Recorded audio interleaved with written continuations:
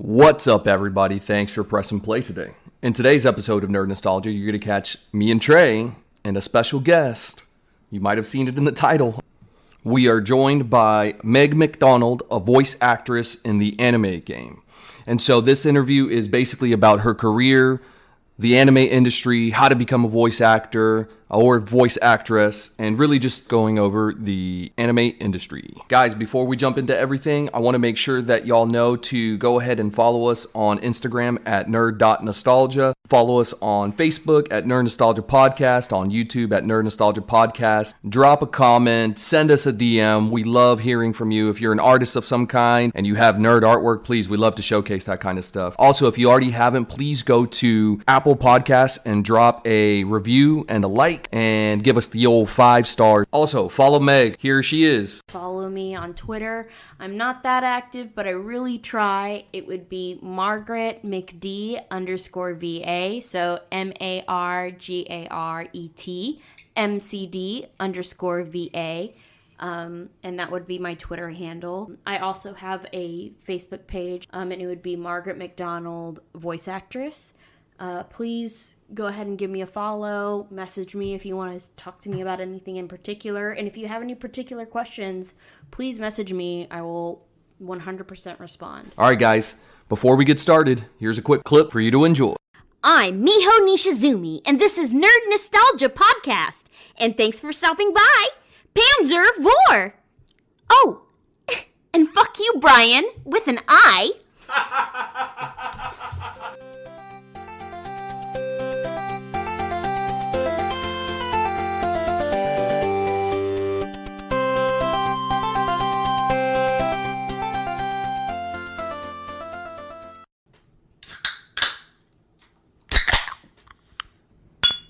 Good evening, everyone.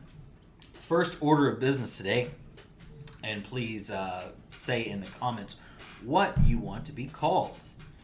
What is it, nerdites or nerd holes or Nostalgets or Nostalgians. Nostalgics.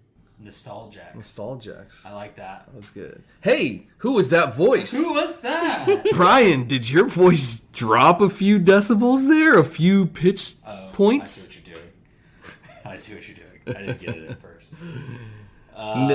No, that is not Brian. Brian is taking a break today. So you have Trey, Irvin, and our very super special guest that I'm excited to announce. We have Margaret McDonald in the studio Yes. with us. Absolutely. Hi, Meg. How's it going? Hi, it's going great. I'm really excited to be here. Haven't been on a podcast in a while, so I'm really happy to be here. Well, thank you for coming. I know we're super excited. I've told a lot of people about this, and they're excited to hear this episode. So I'm super pumped for it. We blew off so many other guests We did.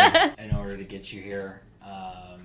What is it? Our apologies to Matt Damon. Mm-hmm. Oh, absolutely. Kylo Ren, we wanted to have you, bro, but just the way scheduling stuff is working out. Sorry. But don't go and get moody and burn something with your stupid lightsaber. Absolutely. Margaret McDonald, aka Meg. Do you want me to call you Margaret by your professional government name, or do you want me to just straight up say Meg, Marge, Maggie, Mags? Honestly, at this point, I answer to just about everything because I'm an actor. You can say, hey, you, and I'll be like, yes. Yes, you mean? Absolutely, that is me. But Meg is fine. Margaret's fine. It's whatever you want to call me. Okay, fair enough. We'll go with Meg. I mean, that's nice and easy, short, simple. It's why I chose it, because I knew in kindergarten I'd have to write it a lot. And my mom was like, this name is easier. So, and I was like, okay, Mom. Makes sense. Funny story, one time she told me she was going to change my name to May, and I cried. That's pretty funny. No, it was a huge deal. Everybody has one of those growing up, oh, we're going to change your name, or this isn't your name stories. I know I have one with my sister. She actually didn't know how to, so her name is Mercy, spelled Merci. Very strange name for Hispanic. I may just throw that out there, but my mom, that's what she named her. Well, my sister thought that it was Mercy. Literally up till the age of 12, She is 7 years older than me, and so at age 5, I discovered what sarcasm was and what insults like a comeback was. So she said something, pissed me off, and I turned back around while I was like, well, at least it didn't take me 12 years to learn how to spell my name. And my older brother was like, oh, they just lost their shit, and I still to this day remember that. I was 5 years old. Mercy, shout out. I hope you remember that. No one can forget a burn like that. No one. Epic burn. But okay, so let's introduce our guest. Meg is a voice actress on several things that you may have seen.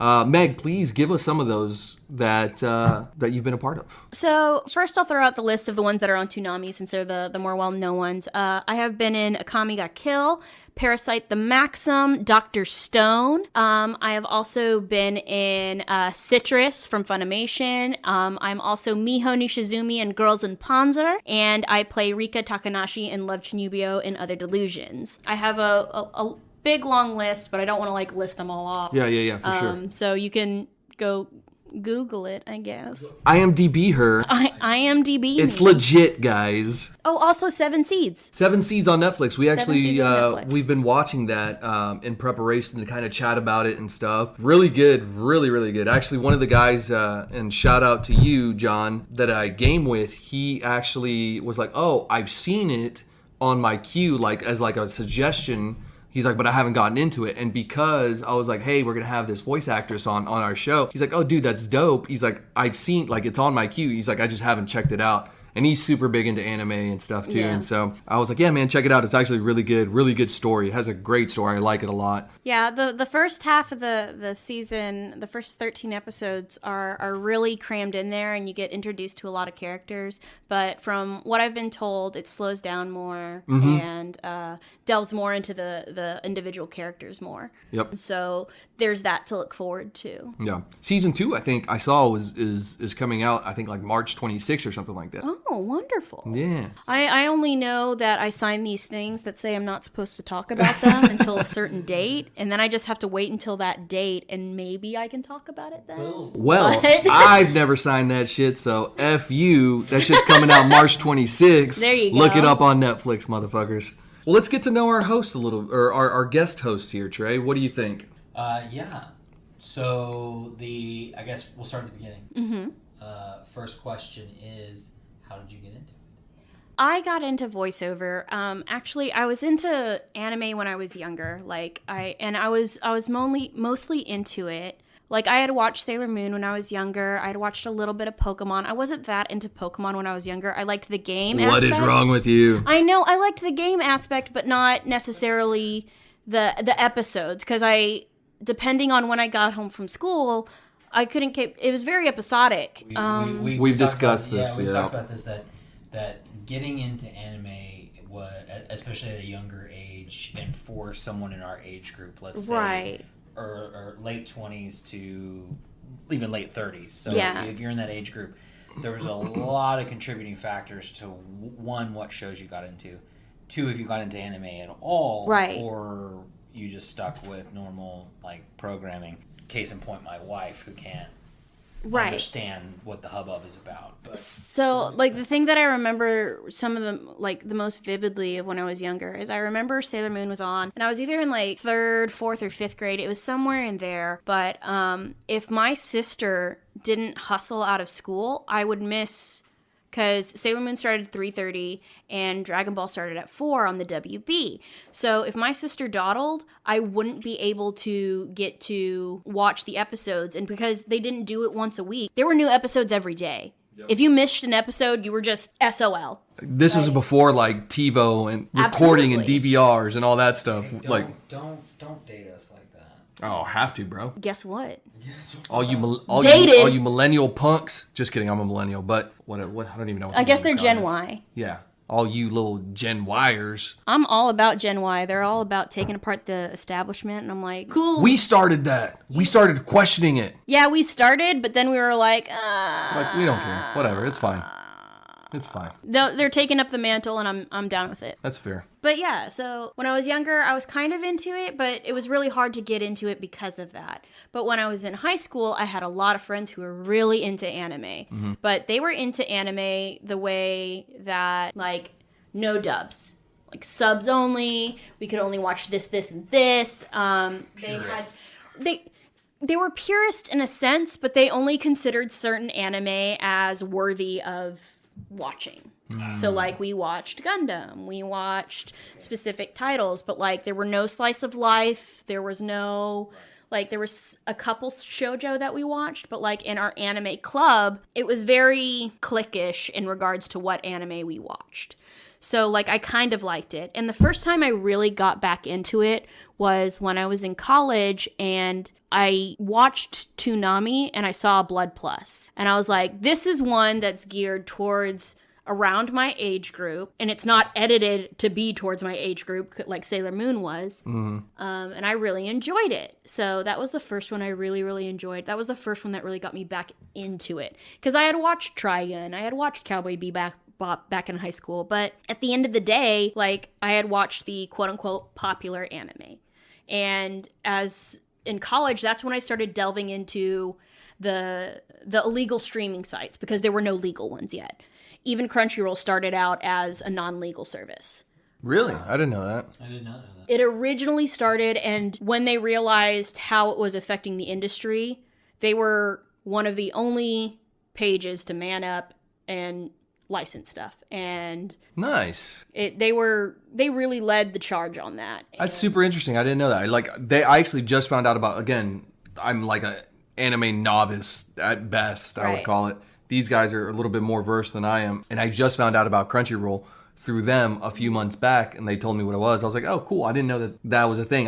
So I have like this entrepreneurial mind. I'm always like trying to come up with like a $1 billion idea, and like I'll spit stuff out. I was like, dude, there should be a streaming service of just anime. They're like, yeah, dude, that's Crunchyroll. Yeah, that exists. Yeah, I was and like, practically Hulu. At this point. Hulu carries so much anime, Yeah. and nobody acknowledges it, and like, it hurts my feelings. Well, I acknowledged it, but like last week. Like, Right. literally went through just all There's so much. There's hundreds, I would say. Oh, hundreds. Easily hundreds. Like, he showed us today, guys, and I was just blown away about how many titles are on there. A lot of stuff that I've watched too. I might add, I'm a novice, so there's a few things on there, but a lot of different titles. But Meg, back. Let's back to you. How did you start in anime? You started watching it as a kid, grew up, so you had a passion to it. Oh, absolutely. And I have always enjoyed cartoons. Like, I've always enjoyed Looney Tunes. I've always enjoyed Tom and Jerry. I've always enjoyed cartoons in general. Disney, anything. When the vocal work involved in it, I was always very fascinated by it, and I thought it was really cool, especially accents and doing different works, and how one person can sound like so many other different things. Give us your best accent right now. What kind of, like, what do I we don't know. do? What's Anything? Give me a Well, this one is Australian, and down under they talk. It's a little like Cockney, but they have their oohs and ohs just a little different. Okay. And then there's Cockney, which is just really right up here in the mouth and in the nasal area. Nice. There is also French, which is a little bit back in the throat, and you really lean into the Z's in these and they. You also say M instead of That's one of the big things about it. And so you will go around and talk in a French accent, and Nice. who knows what's gonna happen then. I will randomly be at home and I know I'm crazy, everybody. I'll fucking just start throwing out an accent and it's just Spoiler alert, it's crazy. awful. Well, yeah. Yeah, spoiler Russian is alert. always very Spoiler good. alert. The Slavic accents are always really fun. Eastern European. Oh yeah, But, absolutely. Like Borats. It's like Borat, but it also is like a deep. Like I really like Zarya's accent in Overwatch. Her Russian the Russian accent for that is just so perfect. I absolutely adore it. And I'm not a perfectionist on accents in any way, shape, or form. Like I have general knowledge about certain things, and there's certain ones that I specialize in. But accents, some of the hardest thing you can go into because I you have to be bet. so specific because there are just so many different types. Even in England, the amount of different accents there are is insane. Like Liverpool is different than Manchester. Manchester's different than Well, I mean, that's kind of London. like the U.S. too when you think about it. Like, Right. you got a Texan accent is going to be, which is Southern, is going But to a be way Southern different Belle than is way different. than like somebody from South and North Carolina, Georgia or even Peach. somebody from like Louisiana, for example. You know, like those accents are going to vary like Yeah. significantly across the board. I would say one of the hardest accents is Cajun accent.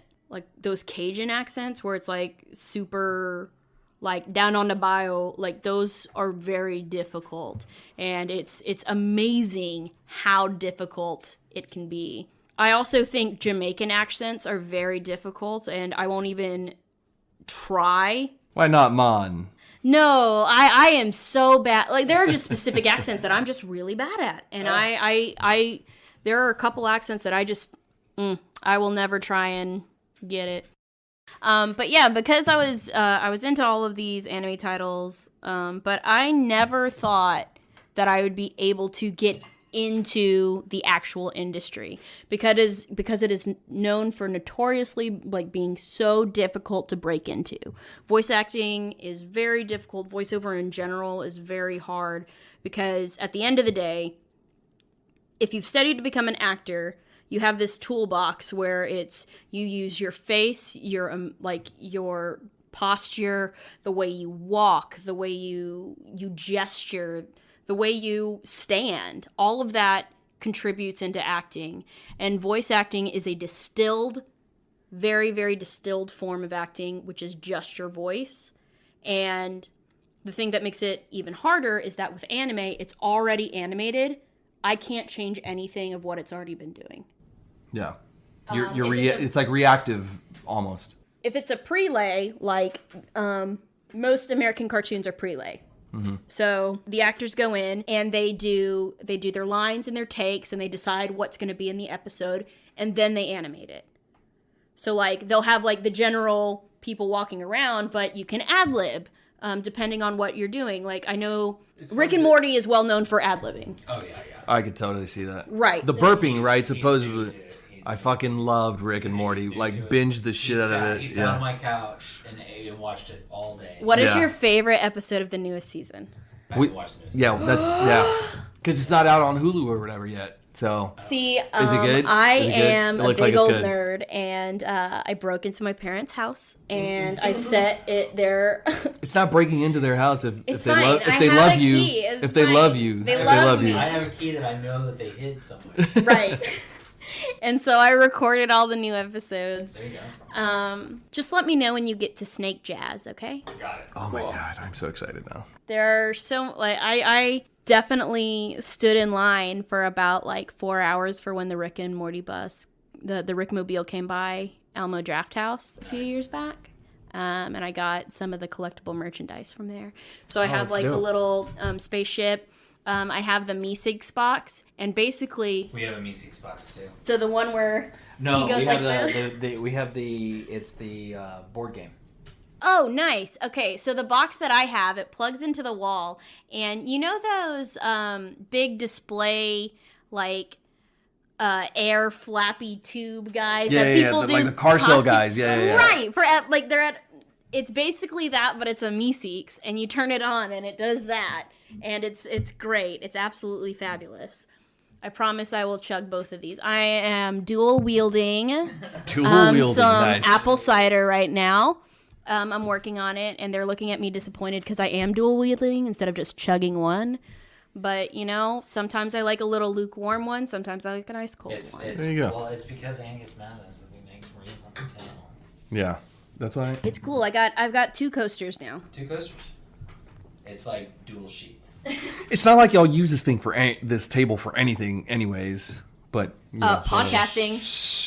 podcasting is exactly what it's used for. We have friends that come over. So, no, you don't. I am the only friend y'all have that comes over. It's funny that you just went through this topic, right? That It's so different from American cartoons. Like, if you want to do American cartoons, you have to go to LA. You just Okay. have to. So there's you no have to be ad-libbing in anime then. It's boom. You literally have to say this way, and that's it. That was one of your questions, right, Trey? So Yes. Well, kind of, but It was the freedom. What I was. It stemmed from the 7 seeds not having the matching So we'll go there. dub. I guess you can kind of cut this to whatever you want. Yeah. no. This is the thing that I noticed, and I know this to be true from old school subs, dubs. The battle. Yeah. The never-ending feud between light and darkness, subs and dubs. But who is what? But there's let's say something like an anime from like the mid-90s. Let's just pick Gundam Wing for example. Oh, there you go. Watching the show in dub, so like this would have been 90s dub, like Tsunami dub, right? Right. With subtitles. Yes. It matches pretty well. And so what that makes me think is that it was the same script that the sub was then dubbed from that script, from the subtitles, right? But with, for example, 7 Seeds, we see that the sub is completely, well, I say completely. It's like slightly off. Right. So I can explain this fairly well for you and pretty concisely. Nowadays, it's not necessarily a direct translation. It's a localization thing. And the reason we don't do direct translation is because if we do a direct translation, we either end up short of the mouth flaps or over on the mouth flaps. So we have to readjust. So when you're looking at the screen, and you're recording, and this is just about every studio. Everybody varies, but basically you'll have a screen, and on one part of the screen you'll have the script. On the other side of the screen you will have the visual. You have your headphones on, and in one ear you'll hear the English voice actors who have been laid in, and in the other ear you will hear the Japanese track. So when you're recording, you're trying to match up the line and how your mouth moves with the lip flaps on the actual screen. So if we want to do a direct translation and it doesn't fit, we can't do it. We can't. Because then it looks like Speed Racer. Exactly. Yeah. Good. Nice. Well done. Yeah. Right. Good callback on that. That's really what it ends up looking like. And it ends up being a big problem because people get really upset. They're all like, why don't you stay true to the original? And there's nothing we can do about it. There's nothing we can do about it. So the thing that has been happening more and more often is that there are 2 sets of captions. There's one for direct translation. Direct translation, and there's one that is basically for anybody who's deaf or isn't hearing impaired in some way. Right. I guess has some sort of hearing. I don't want to say impaired, but they're not hearing, is what it comes down to. And I know a number of people can't watch subs because they're dyslexic. They're so severely dyslexic that they can't. So when it comes down to this dub sub argument, you're arguing against somebody who cannot watch it another way in some aspect. Right. And I feel like a lot of people don't get that. But when it comes to localization, dubs are really for people who won't go out of their way to watch the subtitled version. There are people who will not watch it if it's subtitled.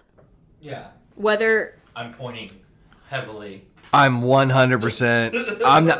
Motherfuckers, I read enough at work. I read enough... just on a luxury basis, like as a hobby. I'm not trying to fucking read. It also takes away from the scene. Like for me, I'm not going to like read and then I have to look up and then embrace everything. I can embrace everything and just listen. I 100% understand every argument because the thing is I started at me, motherfuckers, at me, fight me. What's Right? up? Don't at me. Don't at me. Hashtag Ned So Pod. I absolutely loved subs, and I for a long time was like a sub purist, and it took me, and it was before I actually got into voice acting that I started accepting dubs, but it was when I ran into a friend and I was like, you're watching this dubbed? And she straight up looked at me and she was like, my older cousin can't read, and just Well, because the thing is I said it when I had said it because he was going to watch anime with us, and he did have some sort of like he was on the spectrum, but I didn't realize.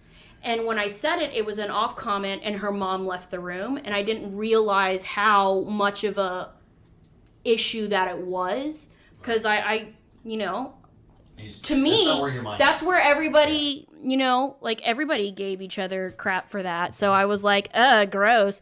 And then she just stared at me and she was like, do you want him to be able to watch with us or no? And I was like, no, I didn't mean that. I'm really sorry.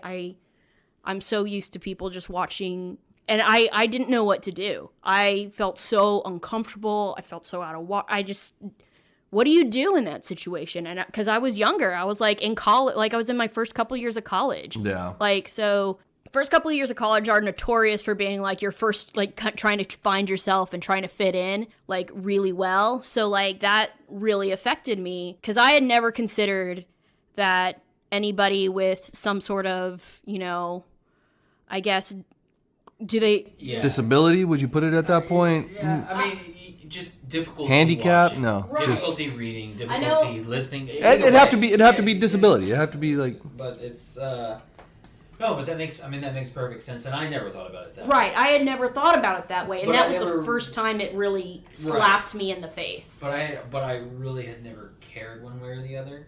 Now I will find myself now, and I think we kind of talked about this a little bit earlier, that like if I'm watching something, I actually have it dubbed so I can listen to it, but I also have it on subtitles because one, I may be focusing on something with a child, like with one of my children, like doing something, but I can hear it in the background. But then my child may be screaming, so I can't hear the television, so I'm actually reading it. Yes. So I switch back and forth, doing with 7 seasons, and this may be just the way that Netflix has done it or whatever. It is, I think, a more true translation because I saw Big Sister, Big Brother a lot more than what was actually spoken. So the standard on Netflix usually it's the direct translation, and everything that is dubbed is dubbed. Because honestly, they're not usually that different. There are some things that kind of come out, but if you watch it all together, you see what the general meaning behind it is supposed to be. Yeah, there was, I think it was like, and I feel like, and maybe it just was a coincidence, but I think it feels like that the majority of the things that I noticed were different were one, the Big Sister, Big Brother thing happened a lot. Because I feel like it's more of a formal, just like an address, like a formal address. They'll also do it in instances where Western culture is different than... That makes sense. That makes sense. Asian culture. And then there was the... Case in point. Curse words was another one. Where, in 7 Seeds, where, I don't remember their specific names, the guy slaps that lady on the butt while she's crawling up the mountain. In the English version... She straight up like turns around. She was like, "You want me to cut that off?" And the other one in Japanese, she says, "We don't have time for that." Like it's completely different because in America we are very much in this movement of the Me Too movement. Consent is important. And rape is bad. Yeah, we got that. Yeah, so like it's very important, and like it's still bad in Japan too. But there is also in their culture. Ignoring something and not letting them get a rise out of you is considered the more mature aspect of it. Gotcha. While here, if you don't address it, you're considered to be aiding the problem, like, enabling them. Yeah. So it's one of those situations, and I can say that really came up in the dub of Citrus. Citrus is an LGBT anime that Funimation has released, and that Funimation licensed, pardon me. And there were a couple scenes that just didn't translate well. And when the director, Kristen McGuire, went back and looked into the manga and read through a bunch of things, she realized what wasn't being translated in the language, because there are nuances of the Japanese language that even if you get the direct translation, you're not picking up on the subtle undertones of it. Right. When we translated it, we changed specific scenes and made it more appropriate for an American audience, and you understood it better. Like, there is a scene in the first episode that I'll even point out, and watching it in Japanese makes you uncomfortable. Watching it in English, you understand what's going on. Because in the Japanese, it seems like one of the girls is taking advantage of the other. And in the English, this girl is doing what she literally thinks is true. Like, she thinks she's teaching a lesson rather than it being something. And it's insane the way that these kind of changes happen. And you can tell that that was the intent of the Japanese to come through, but because we can't hear the cadence and the undertones and even the mannerisms of Japanese culture, we don't get to pick up on that.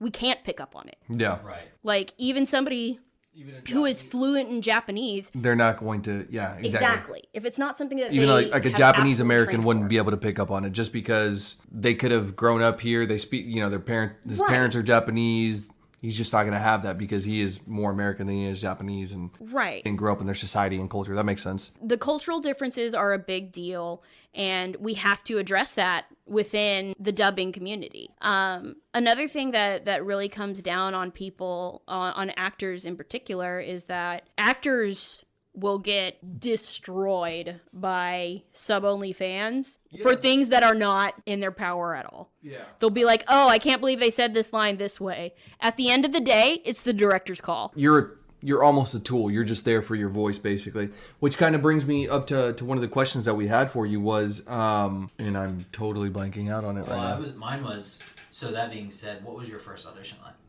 My first audition. Okay, so this is actually how I got into the industry. So I had been going to like anime nights and stuff, and I still never thought I could be an actor. I really didn't. I was friends with somebody who was a director, and I still never thought I could be a voice actor. Like, because I don't expect that from my friends. Yeah. That's like me coming into your job and acting like I know everything about podcasts. I don't. Yeah. I'm an actor. I've been trained in a certain field, and it's the same reason why I don't dye my hair or cut my hair. Because guess what? I didn't study that. I'm not going to pretend like I know how that works. Yes, you put this bottle on for this long, but do I know that's really the best for my hair? You could read instructions, but you did. But I mean, you kind of have like a background in, not necessarily in theater. voice acting. You have it in theater, right? I have it in theater. I personally could not go into it because I don't have that background, right? Right. I have zero background. There's no theater. There's nothing. Like, I barely even know anime, right? So I get your point there. But you did have a little bit of background. Like, you did know theater and stuff. Absolutely. Continue your point. Right. I'm sorry. I just wanted to... No. You're right. I absolutely have a background in theater. I have a degree in theater. I've been doing theater for years. And even with all that, I still didn't think getting into the voice acting industry was possible because it is so very difficult to get in. But now you're in it, girl. What up? Right. And the way I got in it was, one, I had my friend who was a director, and I had worked on a project. He was a fight choreographer. His name is Christopher Ayers. Christopher Ayers, shout out. Oh yeah. He just he's recovering from a double lung transplant. So get well soon, Chris. Absolutely. He's the voice of Frieza. That's probably one of the Are you fucking kidding me? Oh my god. Get well soon, fucking Lord Frieza.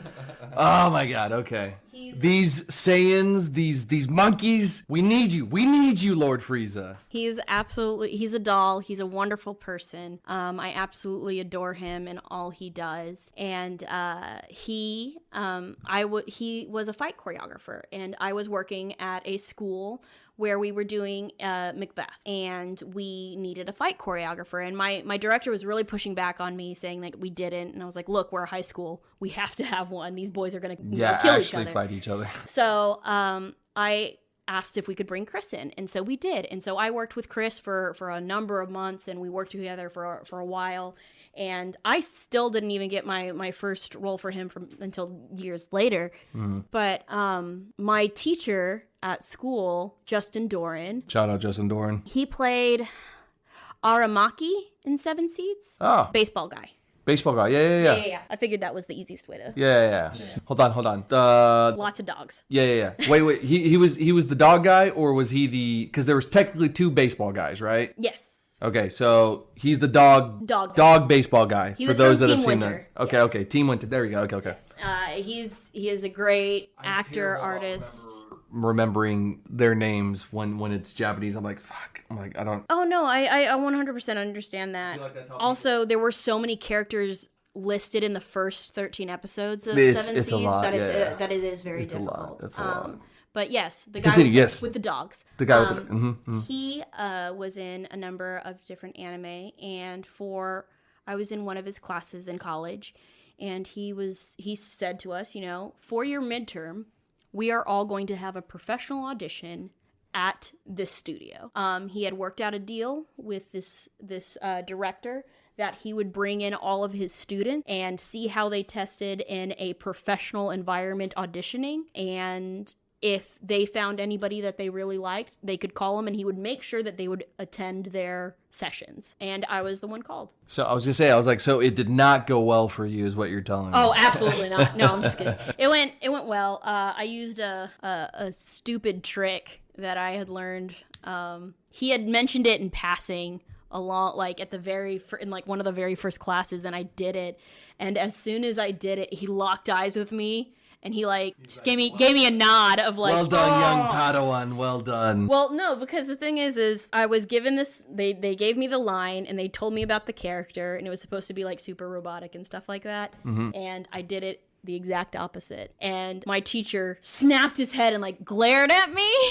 And he was like, "Oh, can you try it one more time, just a little more like this?" And then I did it. And then he stared at me and he went, "Oh." And he nodded his head because he knew what I was doing. I was showing that I could run the gamut. Hey, there you go. That's exactly what I was gonna say. I was like, you were Right. showing him. Oh, I could do it this spectrum, and I could also do it in this spectrum. There's and so a you gave him science to 2. auditioning. That is There amazing. is a science to auditioning. I like that. There is an absolute science to auditioning in regards to when you submit, of when you get it. Like if you don't get the email immediately and submit immediately, a lot of people will say to wait until the last day and then submit because they're just going to get a swarm of emails at the front. They kind of pay attention to the ones in the middle, and then they pay attention to the swarm of entries at the end. So especially when they're submissions. Like Boom. that. One of the other questions we had was, hey, give us a little tip, about it's about the insane. voice acting game. Okay, there you go. There's a tip for you folks that if this is an aspiration for you, that you can take to heart. I would say the biggest hint, though, is read aloud. If you want to be a voice actor in general, practice reading aloud. That's it. So- I read children's stories That's exactly. every night. That's exactly what you need to do. So one thing that, and this is tooting our own horn here, and people have told us that Trey and I have good voices, like it carries over well into it. So we're like over here just big heads. Maybe me. Yeah, bitch, they told me to. Fuck you. Okay, so would you say that is one thing that you wish you would have known prior to starting like your career that you would have done? Or is there something else that... There are a couple things I'd wish I would have known. One of the big ones is how the sub-only fans will come after you in such an aggressive manner. They at me on Twitter and Yeah. will point out what they think is wrong. And at the end of the day, like, I can't respond to it. Yeah. I can't even pretend that I Fuck, saw it. I would respond to all of them. Just Right? for fun. Just for fun. It's so difficult because you get these people coming at you and you can't really defend yourself, honestly, because at the end of the day, like, it looks like you're throwing the director under the bus then. Yeah. But I don't get to decide which takes that I do are kept. And as a director, their vision is the goal, not somebody who is watching the sub anyway. Right. Yeah. It just- that's still the age-old question.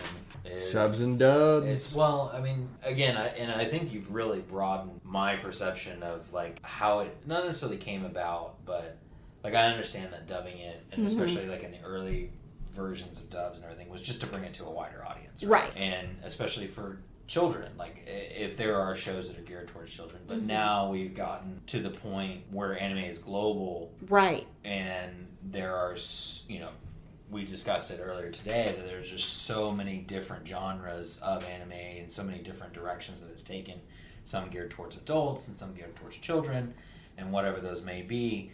The ones geared towards children, I think, are what a lot of us are introduced to first, being, you know, Pokemon, Yu-Gi-Oh, things of that nature. But then you really understand, Right. okay, these are adult shows for adults, that these people should be cool just doing sub, which is, again, in the first adult shows or anime shows that I watched, I did watch them in sub. Mm-hmm. But then it makes so much more sense now, like with you saying that, it's like, well, not everyone can, for whatever reason, Right. maybe. Right. So a dub of that show is definitely needed. Yeah. And even required for to bring it to everybody. I have a friend, she's a cosplayer, and she likes to watch anime while she works. Let's give her a quick shout out. What's her name? She's known as All Roads Home. All Roads Home. All right. We're going to look her up real quick. Go ahead. She has an amazing Edie cosplay, and she is absolutely fabulous. She's a wonderful human being. She's the one she's my travel companion when I go to Japan. Okay. So, Yeah, like, you mentioned her. Okay. She's just a blast to be with. And she likes to work on, whether it be cosplay or if she's working on a diorama, like a Gundam diorama or something like that. She likes to be able to. I like her. Yeah, no, she's great. She's won a number of awards. She's president of the Texas Gundam Club. Trey, I think they're accepting applications. I don't know if I'm up to par for the Gundam Club, though. What are you gonna do? Well, no, what I'm saying is, like, there's so much out there. There's so much Gundam out there. There is. I've watched Original Mobile Suit, Wing. Her favorite is Unicorn, by far. Okay, so then I gotta watch. Trey loves unicorns in general. That's actually the new full-size Gundam that they have in Tokyo now. Got it. They took down the original, and now they have the Gundam Unicorn up now. Gotcha. Interesting. So that leads me. So you mentioned Japan. Yes. So that leads me to my next question, which is, where do you record when you are recording, and then how often She mentioned this earlier, but not on the podcast. So I know the answer, but continue. That's what I said. Save it for the podcast. Yeah, exactly. That's what I tell you every week. I'm gonna add Jake Hurwitz on that one. Save it for the short rest. Yeah, go ahead. Okay. So what it comes down to is that if you want to be in the anime industry, you're gonna have to be in. There's some that are in New York, but the big industries are gonna be Houston, Dallas, and LA. No way, Houston. Sentai Filmworks is based in Houston. Hell yeah, it's cheap rent down here. Yeah. Heck yeah, it is. It's also where ADV started. So the original dub of Neon Genesis Evangelion. Genesis, yeah. That was not the Netflix dub. It was the older one. That's where ADV started here as well. They went under, and now Sentai is who runs the Houston area. And then Funimation runs Dallas. But those are the places that you want to be. You want to be in either Houston, Dallas, or LA. So it's funny, whenever I originally, we reached out on Facebook, right? And go ahead. Spoiler alert. We went to elementary school together. Yay! Don't tell everybody our secrets. Yeah. I was curious at one point. I was like, is she even local? Like, just like when we first started communicating and like, hey, we'd love to have you on the podcast and talk about your career. The studio's actually not everything. far from here at all. Get out of here. That's so funny. Both Trey and I were just like super curious about it, and even Brian too. I'm not supposed to say where it is, but I can tell you it's pretty close to here. Okay, super interesting. Also, y'all don't know where here is, so unless you personally know us, then maybe you'll know. But that's super cool. I did not know that the industry was here, which that's not something that Houston is known for, right? Yeah. Obviously. So Food Wars was dubbed in Houston. Akame ga Kill was dubbed in Houston. Parasite the Maxim was dubbed in Houston. No Game No Life was dubbed in Houston. There's Girls in Panzer obviously was dubbed in Houston. Okay, so another tip, if you're trying to get in the game, in the voice acting game, specifically anime, even just voice acting in general, would you say? Well, voice acting in general, you do really need to go to where the people are. Yeah. And granted, you're going to get a lot of local commercials from wherever you are, if you're doing like commercials and stuff like that. And commercials, I'm just going to be super honest with you guys, commercials pay way better than anime. That's fair. They pay But you're gonna way love better. anime more because that's what you love. I've done a couple commercials, and they have outweighed how much I've gotten paid for anime by far. Well, totally do that and what do both? Oh, I do both. Yeah, I do both. 100%. Okay. There's no way you can make a living on just anime alone, because at some point you're going to hit your downswing, because you're going to get cast in so much stuff that they're going to be like, oh, this person is in too much. We need to take a break from them because we don't want to oversaturate the market. So they're going to take a break from you, and you're going to feel bad as a person because they're not casting me. What did I do? Oh, I'm just going to cry about it. And I did, of course, Yeah. It's obviously. Okay. Hey, a good cry is good every once in a while, you know? Man, it's a release Yeah. of endorphins. Sure. It's fine. Okay. It was fine, okay? Okay. But anyways, so you can't do just one thing. And that's how it is in the acting industry anyway. Yeah. Actors learn how to do set building because they know that they're not always going to be able to be, the lead performer. They know that they're not always going to be an extra in something. They know that they're going to have to pick up slack somewhere. And being as versatile as you can is the thing that will put you ahead of other people. Because they'll be like, oh, this person worked on this set, and this set when they didn't really have to. This person is obviously reliable. They've come through in a pinch. We should cast this person. That kind of... like a reputation. Right. Okay. Right. That kind of, commitment to whether it be theater, anime, whatever, that shows through. And that's important. So that's a really big thing. I also recommend 100% to get some sort of resume in theater together if you want to do voiceover, because that just makes companies take you more seriously. Awesome. Trey, what other, I feel like we've just covered stuff without trying to cover it, without getting to, so there's a whole section that we're going to do. We want to get to know Meg McDonald and some of her favorite stuff. But before that, we're going to talk about the career. We're going to talk about auditions and things of that nature. So on that topic, Trey, what else you got? What role are you most proud of? Ooh, good one. Or most proud of, or your favorite, best experience doing? I mean, you tell me what your... I absolutely love the role of Rika Takanashi from Love, Chunibyo, and Other Delusions. Repeat that one more time. What was that? Love, Chunibyo, and Other Delusions. Okay. It is on Netflix right now. Ooh, Currently, look it up, y'all. as of March 2020, it's on Netflix. So you can watch it. The reason I am so attached to her is, one, she has a lot of the same mannerisms I do. She has a lot of things that she does that I do as a person as well. So she's a big nerd as well, is what She's you're a telling me. big old nerd. Awesome! Big old nerd. To the point that my mom was watching it and she was like, Meg, this is weird. This is weird. Why is there an you. Asian cartoon version of you on the screen right now? Right. So, I have this thing, and I have done it to my sister for years. Because she doesn't like to, snuggle or anything. So I'll be like, give me your pinky. Give me your pinky. Yeah. And that's what Rika does. She offers her pinky. That's the first thing. Oh. She offers her pinky, and my mom was like, that's weird. Not to mention, she also has the same birthday as me. We were both born on June 12th. For all you Stalker fans, write that down. There you go, June Also, 12th. that's probably out there in the all you Stalker in the fans, zeitgeist. I'm sure it's on. Wikipedia has exactly. my birthday too. So it's funny that you mentioned that. There's a movie, I think it already came out, Onward.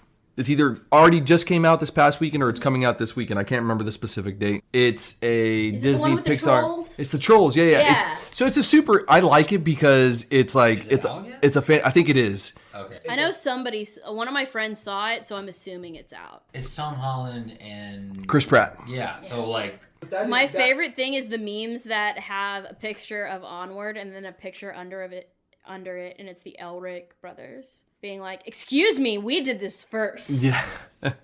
I just liked it because there's one scene that so Trey hates unicorns. Really? Hates unicorns. So the first thing I bought Do you his hate daughter. rhinos too? Right? Exactly. Do you hate rhinos? no one hates rhinos. The first thing I bought his daughter was a stuffed unicorn. Her favorite toy is the stuffed unicorn, and I buy them anytime I can. Good. She has a U of H one, go Cougs. Anyways, that's besides the point. But the first scene that caught my attention, it was playing out as like this fantasy world and what's going on. And there's these two unicorns digging in the trash of like what just looks like suburban life. And then they start hissing at each other like raccoons. Good. I was like, that is freaking hilarious. I was like, this caught my interest. But come to find out, kind of like your sister story, this was written by a guy who didn't grow up with a father, and his brother is his like father figure. So this kind of resonates to me, who my brothers played a huge role in raising me. But it was basically a love letter to his older brother about it, and I was like, fuck, if that doesn't hit home. So on the point of you giving some of who you are and showing that character off, I can completely relate to that. So that's really cool. I absolutely adore Rika. I think she's great, but I think the character that I play, that the two characters that I resonate most with is, one, I resonate with Harumine from Citrus because she's just like the best friend character. Harumine is literally me as a human being. Okay. And I also really resonate with Tomoko from Tomoko Market because she is so invested in her family and doing what, you know, she believes is like, you know, right. And I really love the family aspect that's in Tomoko Market. It's on High Dive if you have that, if you want to watch it. I really adore the series. I really think it's directed by Chris Ayres. It's got a wonderful cast, and I think it's so underrated. It's just so much. It's wholesome fun. It is absolutely wholesome fun, and I just think the world of it. I think it's a great show. That's awesome. So we've danced around this topic, and Tell me about it. I think Irvin is even Get it. said stalker.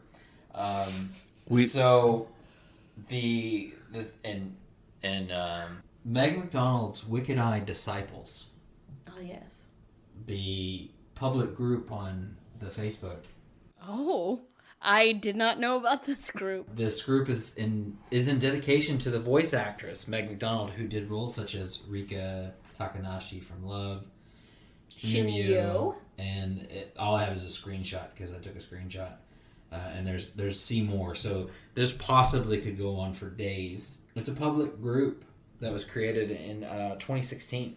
Oh, neat. It has 2 members. 2 whole members. And so I just was wondering, that leads me into, you have any super stalkers? I have only had one issue, and the anime community refers to him as the butt guy. Nice. The butt guy. He is very well known for impersonating females in the anime community. What? Okay. He will put up posts on Twitter and make accounts on Twitter and try to pretend to be somebody. Guys, my mouth is like literally open right now. I'm like, I'm shocked. It is a huge problem. This guy was able to get my phone number and started texting me as one of my co-stars who I had never met in real life. Mm-hmm. And they were like, hey, it's so-and-so from, you know, this studio. And I was like, oh, hey. And they started listing off all this, like, some of the stuff that they were doing. And I was like, oh, okay. And I got really confused because I had never talked to this person before. Honestly, us voice actors, unless we come in right after each other, we don't meet other voice actors. Mm-hmm. We're alone in the studio. We don't know each other. Like, as I've said, I'm trying to think of somebody. Lucy Christian, I've only met a handful of times, and one of them was at a convention. I've played Genevieve Simmons' sister multiple times, and I've probably seen her in person maybe 10 times. Wow. But we don't really see each other that often. So this guy was able to, like... He got my number, and he started messaging me. And I started realizing something was off when he was talking about that he was really irritated because he had been working out, and it just wasn't showing up on film because she works in film as well. And I was like, this doesn't make sense. This person wouldn't talk to me about this kind of stuff. Like, I know of this person, and what I know of this person doesn't match up to what's being said right here. So I called one of my friends, and I was like, hey, I'm getting messaged by some number in Florida saying that it's this person. Does this person have that number, have a number like that? Because, you know, a lot of people keep their numbers. Yeah.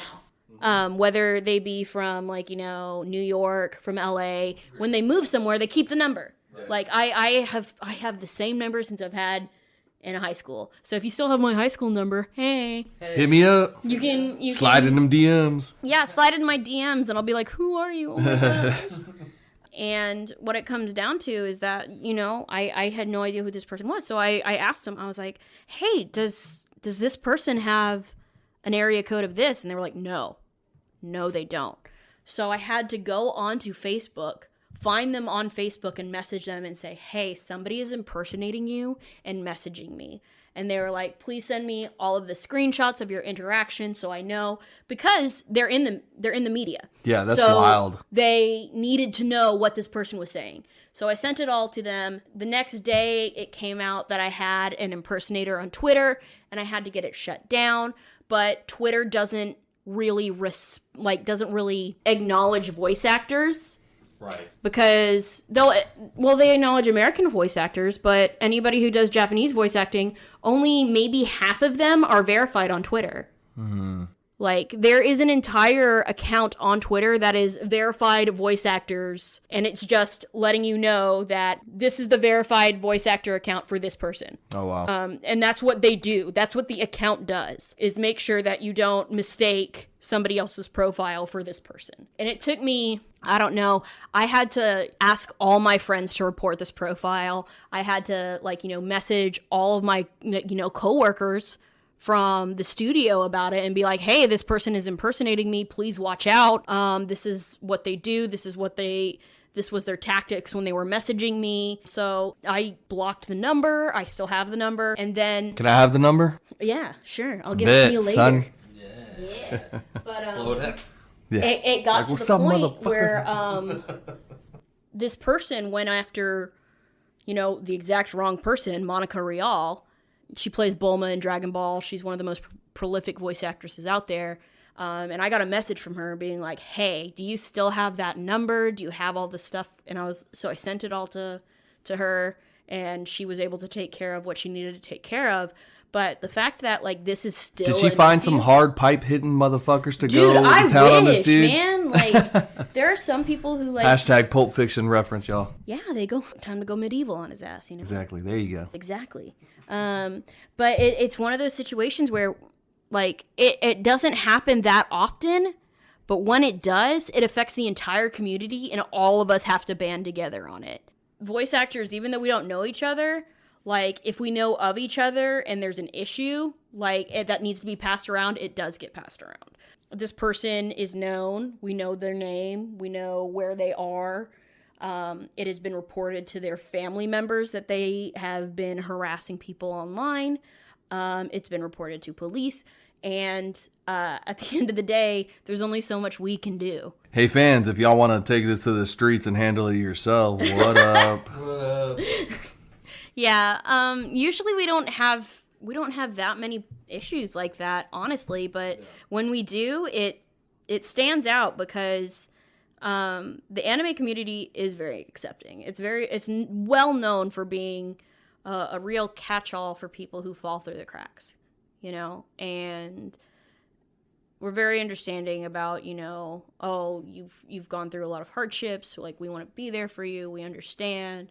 Oh, you've had problems, you've made mistakes, we understand. Let's continue to make yourselves better people. But when we run into these people, the people who are problematic, it's usually called out pretty quick, especially in the fans.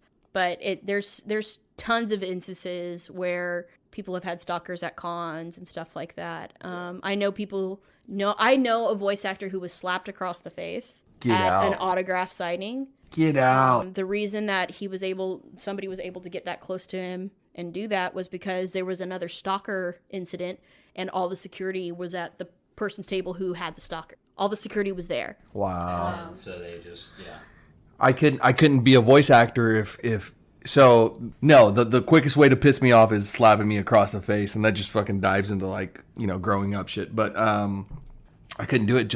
I couldn't be a voice actor just because of that right there. Yeah, it was. But on the flip side of that coin, fans fans make my world. Like I am not where if I did not have the fans that I had, I would not be where I am. Because the thing is fans are the ones who pick you up when you are feeling at your lowest. Like, you can be going through the worst, most crappy day in the world, and somebody will message you being like, hey, I just want to let you know that I watched this series, and your role in this made me feel so much better about whatever was going on in their life, and you feel like you have a purpose, and all of that other hatred just disappears for that moment. That's fucking awesome. It just disappears. There is a girl who works at a Renaissance festival that I work at, and she actually sells prints of art. So she draws a bunch of anime characters and stuff like that. I actually have one of her drawings in my car right now. Oh, nice. That she drew of one of the characters that I voiced. And she has drawn a number of the characters that I voice. And just knowing she's out there creating her own art and versions of characters that people have played in her own style and stuff, just knowing that she's out there being that passionate about it just gives me so much life. I'm gonna see her tomorrow. She's gonna be at the festival I work at tomorrow, and I gave her a figure of one of the characters I did, and I signed the base and I gave it to her, and within 3 hours she came back with a full scale, a full drawing of one of the characters that I played, and she just was like, thank you so much for your gift, I really appreciate it. Thank you. That's awesome. And it's great. Just knowing people appreciate the work you do is just, it erases almost all the other stuff. So let me segue into this then. You've mentioned cons, you mentioned festivals and things of that nature. What would you say your favorite con is? Like, right, that's when you interact with peeps. Give me some of your favorite cons. Give us a con story, like. All right. So I've been... People, she fucking rolled up her sleeves. Rolled up a sleeve. Took her socks off. Yeah. And then fucking licked her lips. Like, she's like, I'm about to go into this. Let's do it. All right, guys. So I have attended a lot of conventions. As a fan, as a guest, and I love conventions. I love the feeling, the vibe, and the acceptance of conventions. I love that you're able to do whatever you want, as long as it's not like, gross or crazy. Like, Even then, I'm sure there's at least one other person that will fuck with you. But I have had amazing time at conventions, and the one that stands out the most to me when I was going as an attendee, Dragon Con. Now that con is insane. Where is this? When is this? Atlanta, Labor Day weekend. Atlanta, Labor Day weekend. Okay. So this convention spans over 3 different hotels. They rent out the entire aquarium. No shit. They shut down downtown of Atlanta to have a cosplay parade. Fuck yeah. This dealer's room takes up an entire hotel. Like, it is... I think I've heard of Dragon Con. It is huge. Yeah. It is a huge convention. Guests have to apply. They aren't invited. They have to apply, and then they pick who they want from there. Oh, shit. It is intense, and I just want to stress to you that, the badge alone is over $100. Yeah. The hotel room will probably cost you $1,000 for the amount you're staying. Wow. And then you also have to do a plane ticket if you don't live there and all that stuff. There's so much to factor in, because that's not even factoring food, or if you're doing costumes for it. Or if you're a degenerate like us and alcohol. Oh, absolutely. And of course, they don't have the liquor laws in Texas, so I mean, they're way better. Yeah, exactly. Because hey, you can buy alcohol on not a Sunday, Yeah. On a Sunday. It's God's day. How dare you? Oh my gosh, I can't handle it. The other day I was trying to go get some alcohol, and I was like, oh no, it's Sunday, which meant nope, I can go buy beer or wine. Better go talk to Jesus. He's got some liquor or wine for you. Too It's- funny. it's- So yeah, continue. So this Yeah, con, it's Dragon insane. Con, So they super rent- fun. Oh, it's absolutely insane, crazy. I didn't even go to any panels. I just went to parties. Yeah. I the only part of the convention I actually went in was the dealer's hall, and it was so jammed packed with people and things to look at. It was amazing. Yeah. I got my first kimono at Dragon Con. It's amazing. all of the restaurants there have special discounts for people who are attending Dragon Con. It's insane. Badass. Okay, I didn't know. I've heard of it before, but I didn't know it was that big. But then in my defense, I've only been to Comic Palooza here in Houston, which is a big one. It's like I think it's like the biggest one here in the South or whatever, as far as like comic. It's the biggest one in Houston for sure. And I'm not sure if it eclipses some of the Dallas Fan Days stuff because they have some Dallas. ones. How dare you even say that around right? here? I know. See, I say those things. Just kidding. If you're a Dallas fan, we love you. But Funimation is in Dallas. Oh my gosh, Not really. Please don't hate me. But like there are a ton of really good ones and really big ones. Comic Palooza is really big. Dragon Con's another level. Okay. Like absolutely. Now you kind of got me hyped to do that. No, you're gonna want to look. I want to go to like Comic Con, like the Comic Con. I want to go to like San Diego Comic Con. So the one thing about San Diego Comic Con that I will address is that mostly the only people that get in now are people who work in the industry. No shit. So the funny thing is, I applied for tickets and they were like, "You're good," and then me and my boys were like, "Oh, we can't go." Well, I was like, "Well, fuck." I was like, "Y'all are literally the only people that I could go with," and not even the guys that I podcast with, because some of them have kids, like weirdos. But these other guys were like, "Yeah, let's totally do it." And then once it was coming down to the wire, they were like, "No, yeah, we're not going to do this." I was like, cool. I was like, all right, well, I guess we're just going to give these tickets up then. So, but I really wanted to go. Sad that we didn't. But definitely look into Dragon Con. It's so huge. It's so huge. Yeah. You realize I'm going to find like my wife at one of these things, right? Like, whatever. More than likely. You do you, boo-boo. But, like... Trey, I bet you would really like Gen Con. Sounds like a Gundam Con. Right? But it's not. It's a tabletop and board game. It has a ton of stuff. No, that... I'm shaking my head. No, that's not for me. No, it's a yes for him. Yeah, it's a no for me. So I used to work at a game store. That's cool. My friend ran it. He went to the school. What was this game store called? Asgard Games. Oh, is that? I am very familiar with Asgard Games. Is that where Brian got kicked out? No. Oh, okay. No. Asgard Games it's closer into town. That's like Rice. No, that's Shepherd. Shepherd. Yeah. Yeah. So the person who originally started the store, I was really good friends with him. I'm really good friends with him. And he. What's his name? His name is Will Pagani. Will Pagani, shout out. Shout out Will Pagani. Will Pagani. And he's known as on Twitter as at your circle jerk because he played a lot of War Machine. And he played a lot of Circle, which was a genre, and he was known as your circle jerk. And for a long time, he was known as like one of the, best circle jerkers. Yes, yes, he was known for a very long time for that. Now, like Tom Guan has kind of taken that title. That's awesome. Damn it, Tom. But he now works in tabletop gaming. He lives in Seattle and does all that stuff. But, like, he talks about Gen Con and the stories that... Okay, so I don't know if you guys know, but if you're not a nerd, nerds party like nobody else. They don't have a stop button.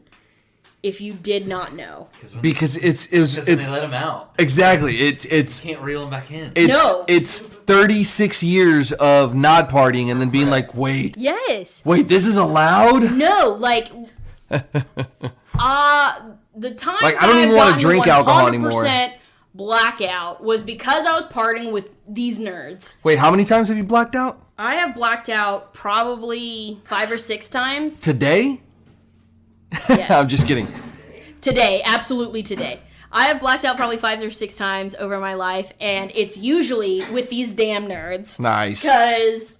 That's fucking awesome. Well, no, they're the party insane. Doesn't stop. It doesn't. You're having a good time. You're around people that you're on the same wavelength as them. Like, I totally get it. The best part is that's why I black out around you guys, is for that reason. I almost blacked out at Dragon Con, but I remember all the stories from that. This is a new case of beer being opened. New case. I don't know if you can hear all that, but This is also super imported beer, so it's also coronavirus free. Because it's double wrapped. It's double wrap. For your pleasure. So there's the cardboard case you open that you But normally it's get to your still beer. cerveza. But then there's one more layer of plastic wrap that you get to. And for your enjoyment, It's not bad. Nice. Imperial. That's what we're drinking tonight. Sponsored by Imperial beer. Sponsored by Imperial Beer. Yeah. Imperial Cerveza. Since 1924. Ooh. She's so good at it. It's like she does it professionally, y'all. What? I No. was actually looking for a Barely. date. Like, maybe she read the date off of it, but I was like... It's on oh, the is it case. this? Yeah. Okay. There you go. I was like, did you just guess? La Cerveza de Costa Rica. Ooh. Look at that. Miss Garcia would be proud. Miss Garcia would be proud. Shout out Miss Garcia. Let's get to know Meg a little bit, right? I feel like, Trey, do you have... I have... Tell I have me. I have one more. Get Okay, me. before we get to know Meg on a personal Tell me. basis. What, and I wanted to ask this before the con thing, but I was really interested about the con thing. What character do you have the most fans from? Oh. Maybe not what you're best known for, but who did you pick up the biggest or have received the most? Okay, so in Japan, Girls in Panzer is the biggest one. Miho Nishizumi is the biggest character I've played so far. Because in Japan, Girls in Panzer is huge. Okay. When I went to Japan, Girls in Panzer had just come out. I walked into the city and there was billboards with the character I played, like up. That's pretty dope. I just stood and stared, and Vet was like, "Meg, are you okay?" And I'm just like standing here with like my eyes watering. Like I had no idea. I did not realize how big it was in Japan, because in America it's not nearly as big. No. But in Japan it was absolutely huge. Like I walked past a pachinko parlor and they had a whole floor like dedicated to like Girls in Panzer. That was like the theme of the week or whatever it was. It was, when I realized how big it was, I was shocked. I went into like the anime stores and they'd have full displays of just Girls in Panzer. Like just Girls in Panzer. And I didn't know what to do with myself because I was like, I didn't know. Like, what do you do? Like, I didn't know that it was a big deal. So when I talked to anybody in Japan and they asked me, like, what I did, like, the first thing that, came to mind. Hey, you know that really hey, big ass hey, billboard you saw out that? there? You saw that I there? am the voice actress, the American dub of that. What up? They're like, holy shit. No, like, so I went to, Also, they're like, you're American. I've never seen one of y'all before. Take a picture. So Sundays in Yoyogi Park at around 1:30 p.m., the greasers start to show up. And I'm talking Legit greasers. pompadours, like leather jackets, and they dance, and they don't really talk to the Americans that much. But I knew Because they're like, those are real greasers. Don't talk to them. well, no, like they consider themselves like they're super insular and they don't like to talk to anybody. And I knew that They were greasers 70 years ago. Yeah, Oh my exactly. Fuck, literally. so it was really interesting. John Travolta's a god. Yeah, no, and they would play all 50s music. They played Elvis Presley, it was very interesting. And I knew that they were going to be there, and I'm really into a rockabilly aspect. I really enjoy that. And I just enjoy the music really. So when I went, I knew it was going to be there. So I brought a dress for it. Cause I knew. So I went out there, I brought a dress for it, and Was it white? No, it was Damn it. it was red and it Ooh. had it was black and it had little red hearts and it was polka dotted and it was a halter dress. So it was one of those traditional Yeah. So I went and I walked over there and they had just started to arrive. And one of them looked over at me and noticed me and looked at me because I was wearing what they would wear, but I wasn't Asian. So I caught a couple of their eyes. And then this one woman eventually walked up to me and she Was like, hi. she didn't speak that much English, but I'm friends with her on Facebook. We, No, message get back out. and forth. Nice. Yes, talked to her. And she was like, "Oh, what do you do?" And I was like, "Oh, and my friend Vet, in a time of cosplay, all roads cosplay, she translated and she was like, she's a voice actress. You know, she does series and stuff like that. And so they're like, oh, what have you been in? And I pulled up Girls in Panzer, and like they freaked out. They lost it. And this was like maybe the third instance of me ever bringing it up to anybody in Japan, and I had no idea how big it was. That's cool. They were shocked and like so excited. And so I messaged Jack. Yo, Jack, these you know, the greasers in Yoyogi Park are like wanting to take pictures of me and stuff. And he messaged me back and he goes, they don't take pictures with anybody. No shit. And I was like, what? And he was like, are you dressed up or something? And I was like, yeah, I'm dressed up. I also told him that I was like a voice actress. And he was like, oh, yep, okay. He's like, that makes sense. He's like, that yep. checks out. But no, it's very much one of those, like, they do their own thing. Like, they know people come to watch them, but they don't interact with them that much. Yeah. So it was one of those situations where they were like, they don't take pictures with people, Meg. Like, Are you in a fucking gang now? Like, are you in a greaser gang now? You know, a Japanese greaser gang? When I went to Japan with Vet, the one thing Because that if we you're going talked to be about... in a gang, Be in a fucking greaser gang. Oh a my Japanese goodness. gang. A Japanese greaser gang. Now, that's so specific. It's a very niche gang. That's what I'm Very saying. niche. Like, if you're going to choose a gang, That'd be the one. I'd fuck with that gang. I'd fuck with that gang. But for sure. I would say, in Japan for sure, Miho Nishizumi is the big one. In America, the stuff that I've been in that is the biggest was like, you know, I'm in Dr. Stone, but I'm a very, very minor character. That's like the most recent one that's been like really big. But I would say probably the one that I'm known most for is at this point Rika, because that series has been on Netflix for a couple months now. So anybody who hasn't seen it, like it came out in... Who is Rika? What is Rika? Please explain. Rika Takanashi from Love, Chunibyo, and Other Delusions. Oh, there we go. That's the one that really pops up a lot. People ask me about her a lot. They also ask a lot about Miho, obviously. And then, oddly, they ask me a lot about Harumi. They asked me about Harumi from Citrus. And I'm going to show you guys the clips of it side by side so y'all can see what I'm talking about in regards to the sub versus dub thing. Because you're going to be uncomfortable in one and you're going to be like, oh, in the other. oh, Yeah. I see what they did there. Yeah.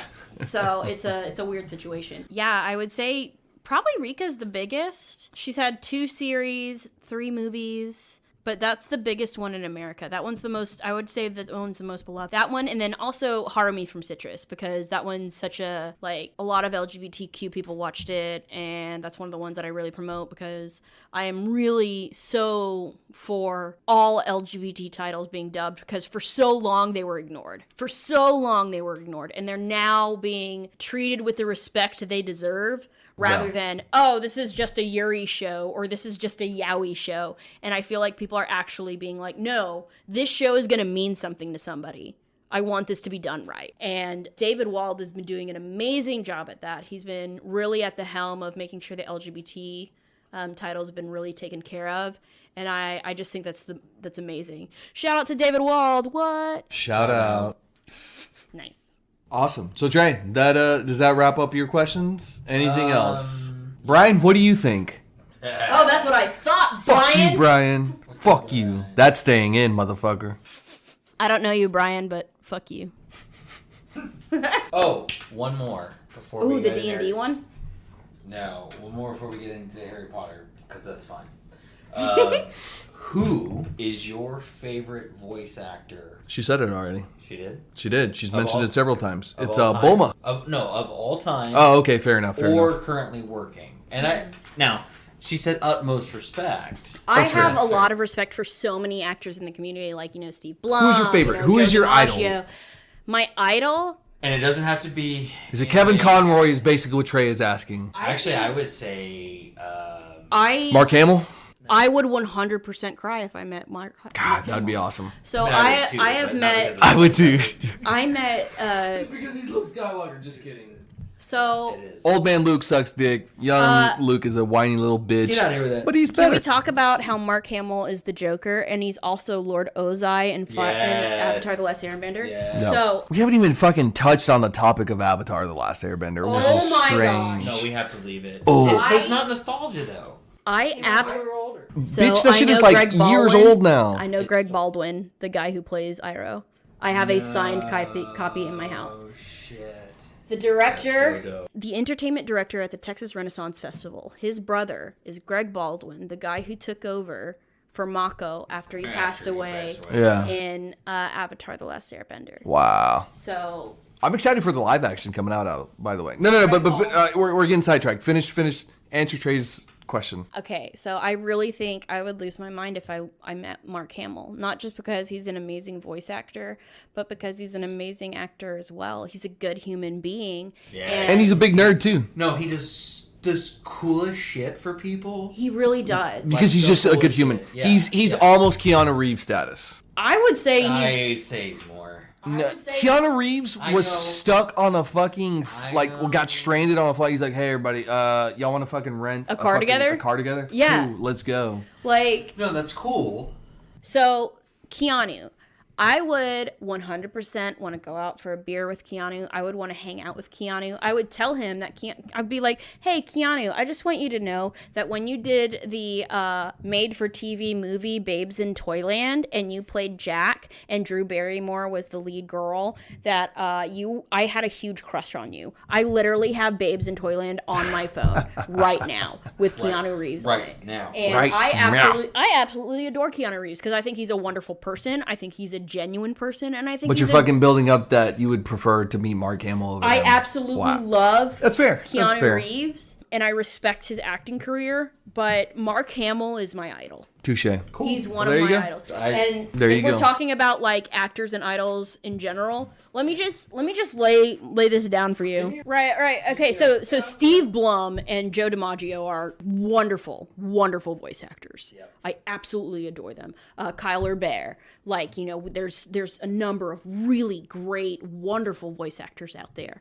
The reason I pick out Mark Hamill is because I was always really big into Star Wars.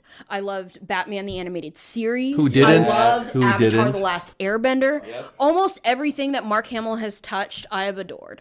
So that's why he means so much to me. But I think one of the other things that I have to note is that I have always had an affinity for people who were classically trained as actors. Case in point, do you remember when The Mask of Zorro came out? Why are you directing that question at me? Because Meg, we were six Is it because together. I'm brown? No, it's because we How were 6 dare years you? old together. How dare you? Of course I remember it, goddammit, but continue. Okay, so I remember the trailer was on TV, and I'm sitting there and I'm sighing, and my mom goes, "Oh, do you like Antonio Banderas?" And I said, "No, Anthony Hopkins."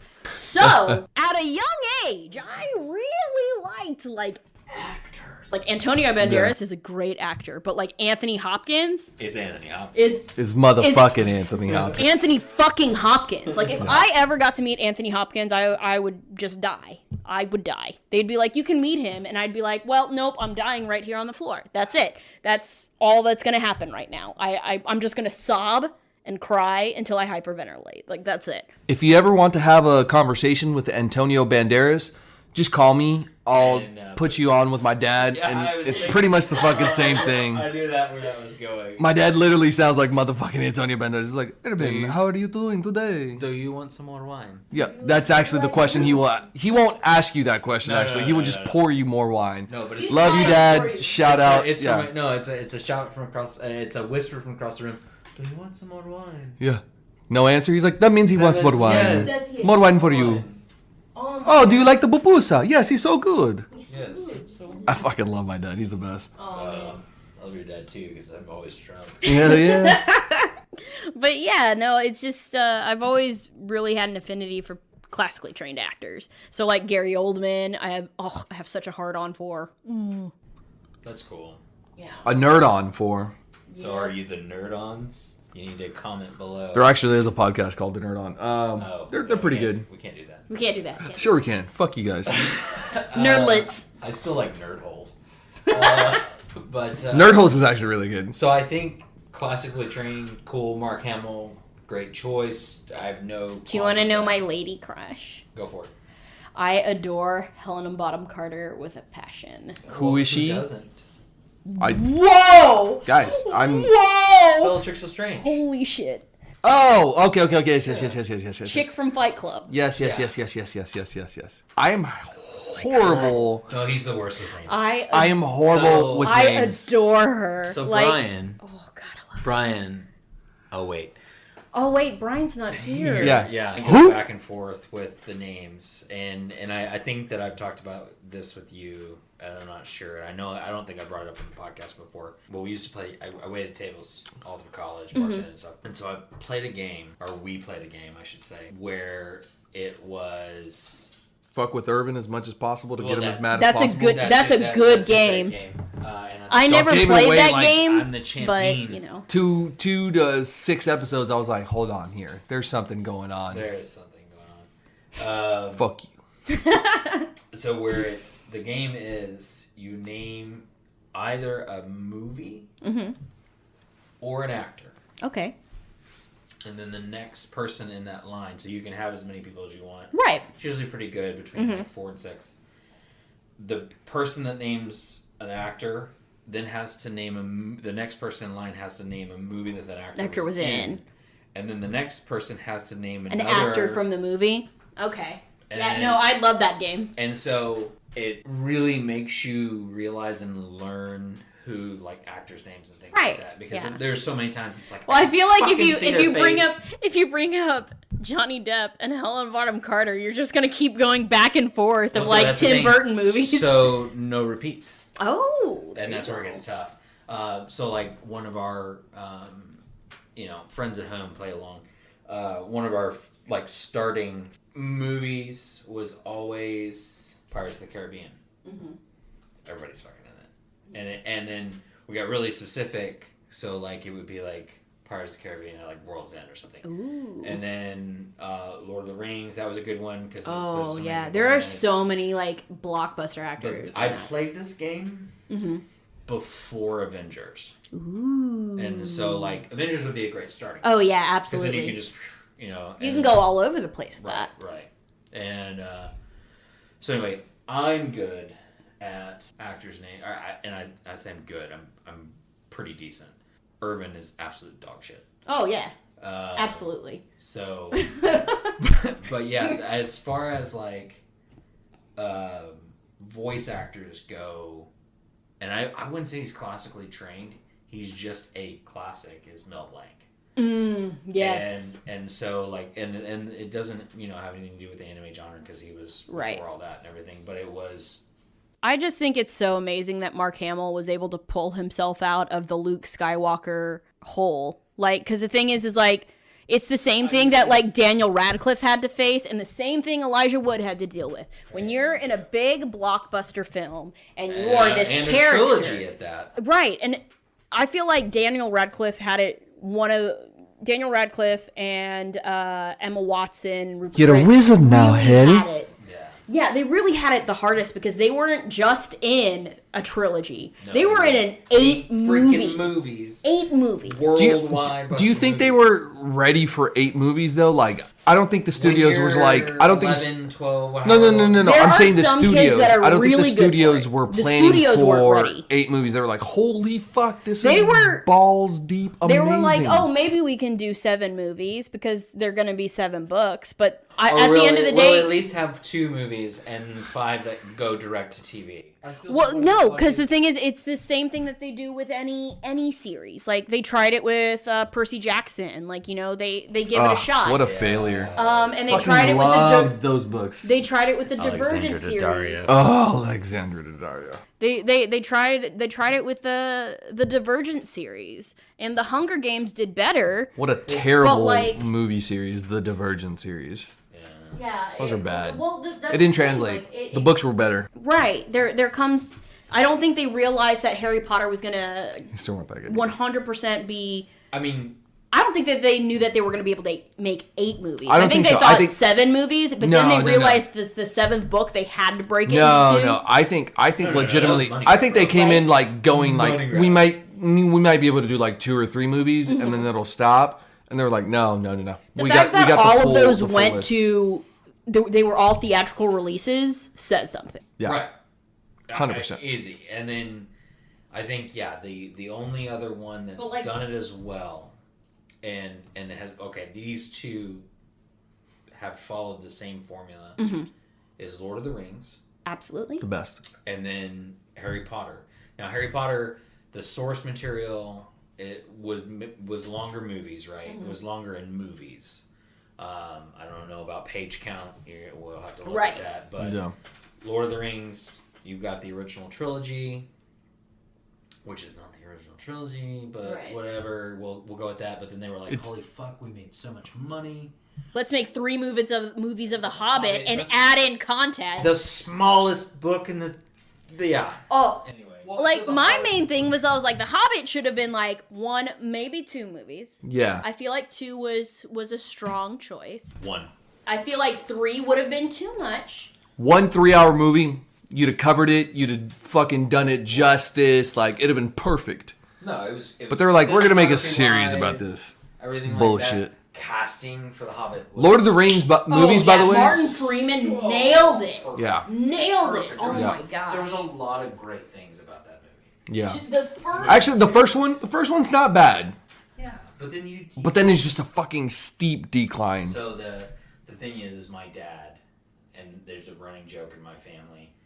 Dad, you better be fucking listening to this Shout out podcast. Jay. I know you are, Jay. We're gonna go get some fucking tacos and with the green sauce, motherfucker. Yeah, tacos with the green sauce. I'm coming too. We'll tell you that story. It'll be great. Yeah, we'll tell. I'm Yeah. sure. We'll tell you that story. But we were at our lake house. The Fellowship of the Ring had just come out on collector's edition. Oh, was it like the extended releases and stuff? Extended releases. Hell yes. In like the faux leather bound. Hell yeah. Yeah, it was awesome, right? And so we brought it to the lake house, and the lake house didn't have like actual television. It was we had a TV and a DVD player. Oh, right? cool. So we plug it in, and he had not seen it at that point in time. And so we were watching the movie, and like he's kind of digging it, you know. And you know Jay, like Yeah. he's not, Yeah, that's not his cup of tea. Yeah. But he was giving it a whirl, and he was kind of digging it. Cool. And the movie ends, and we're like, yeah, hey, what'd you think? And he was like, wait, they don't get the ring back? I was like, Dad, there's 2 more movies, bro. And he's like, oh, fuck this. Yeah. Like, Yeah. I just watched a 3-hour movie. I'm not watching 6 more hours. Director's cut. Like, Oh, yeah. It was everything. So it was like a 5-hour movie. No, it was just a full 3 hours. I just think yeah. Martin Freeman was the best casting for Bilbo Baggins that they've ever. Like, that was so solid. Like, him saying good morning, I've never had such a mood resonate in my soul when Gandalf walks up and he just goes, good morning. Like, hi, why are you standing in my yard? Like, can you leave? Freeman's a badass. Like, I like Oh. So Sherlock. Just okay, my movie mood bitter snacks. Just tumbered them. and Trey will be able Cumberbund to Bandersnatch? There one. attest to this. I'll lead into that afterwards. Going and watching, and before you say anything, Batman versus Superman. I went in and I'm a DC fanboy. Okay. Through and through. The Flash is the greatest superhero ever, aside from maybe the Silver Surfer. So for you, the mood was what's the actor's name in The Hobbit? Oh, Martin Freeman sets the mood perfectly for Bilbo Baggins. Okay. So a similar mood for me, and you were just like, ooh, you were smitten to an extent, right? Oh, absolutely. Martha. Fuck you.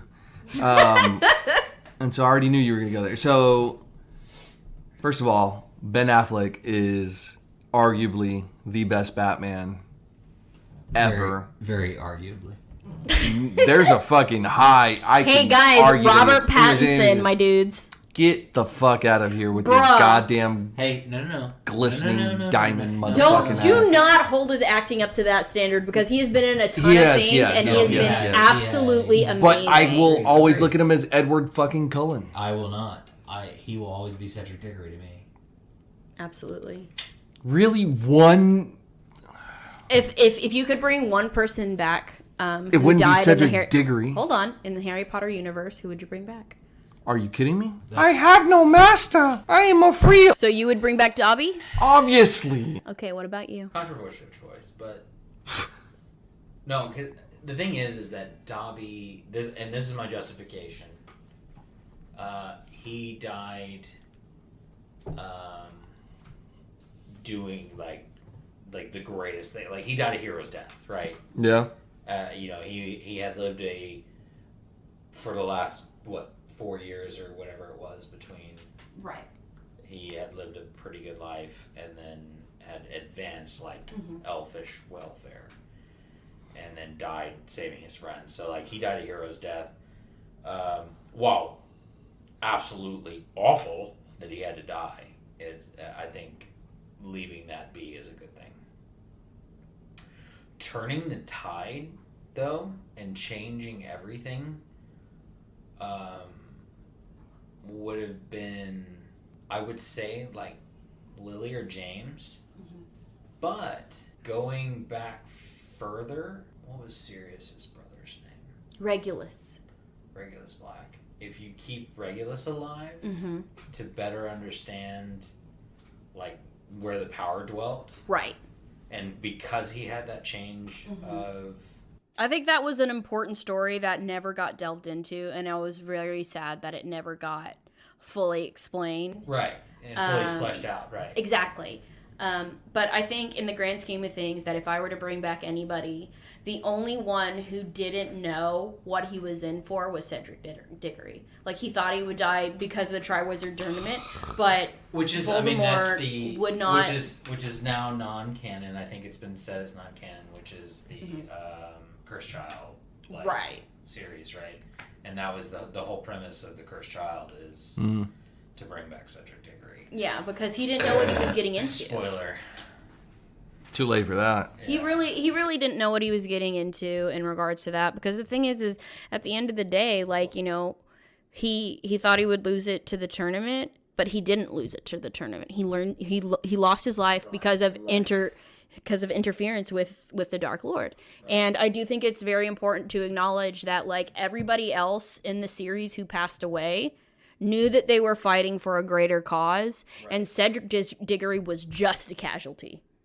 Just 100%. Well, sucks to be you, perfect human being, up until this one point at the age he's of 17. Not perfect, and it explains it in the book that he's not perfect. I didn't read the books. I'm based off the movies. So. It's not until Harry tells Cedric about the dragons that Cedric realizes Harry's an upstanding dude. He didn't ask for this, and nobody should be telling Harry that he should die in these tasks and because Cedric should win.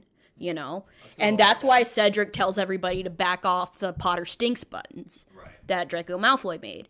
And the fact that Cedric figures out the mermaid's clue and goes to Harry and tries to tell him what to do, I think that shows how great Hufflepuffs were.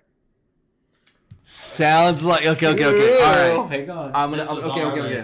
This was on our... Yo, I'm a Harry Potter fanatic. Let's lay into this really quick. I have been to every single Universal Studios Wizarding World of Harry Potter. I've been to Orlando. I've been to Osaka, and I have been to LA. I have been to all 3 versions of the Ollivander's shop. I know which ones have which people. I know how they switch people out. I've been to Harry Potter World a lot. Before we get into this, okay. you're gonna guess both of our houses and our real ones, not the ones that you made up. Yes, no, it wasn't a made up one. It's what your wife's is, so she can guess your wife's too. Okay, she can guess it. But the whole reason we got onto this topic was the mood. I'm gonna finish the story. My mood was in Batman versus Superman. Mm-hmm.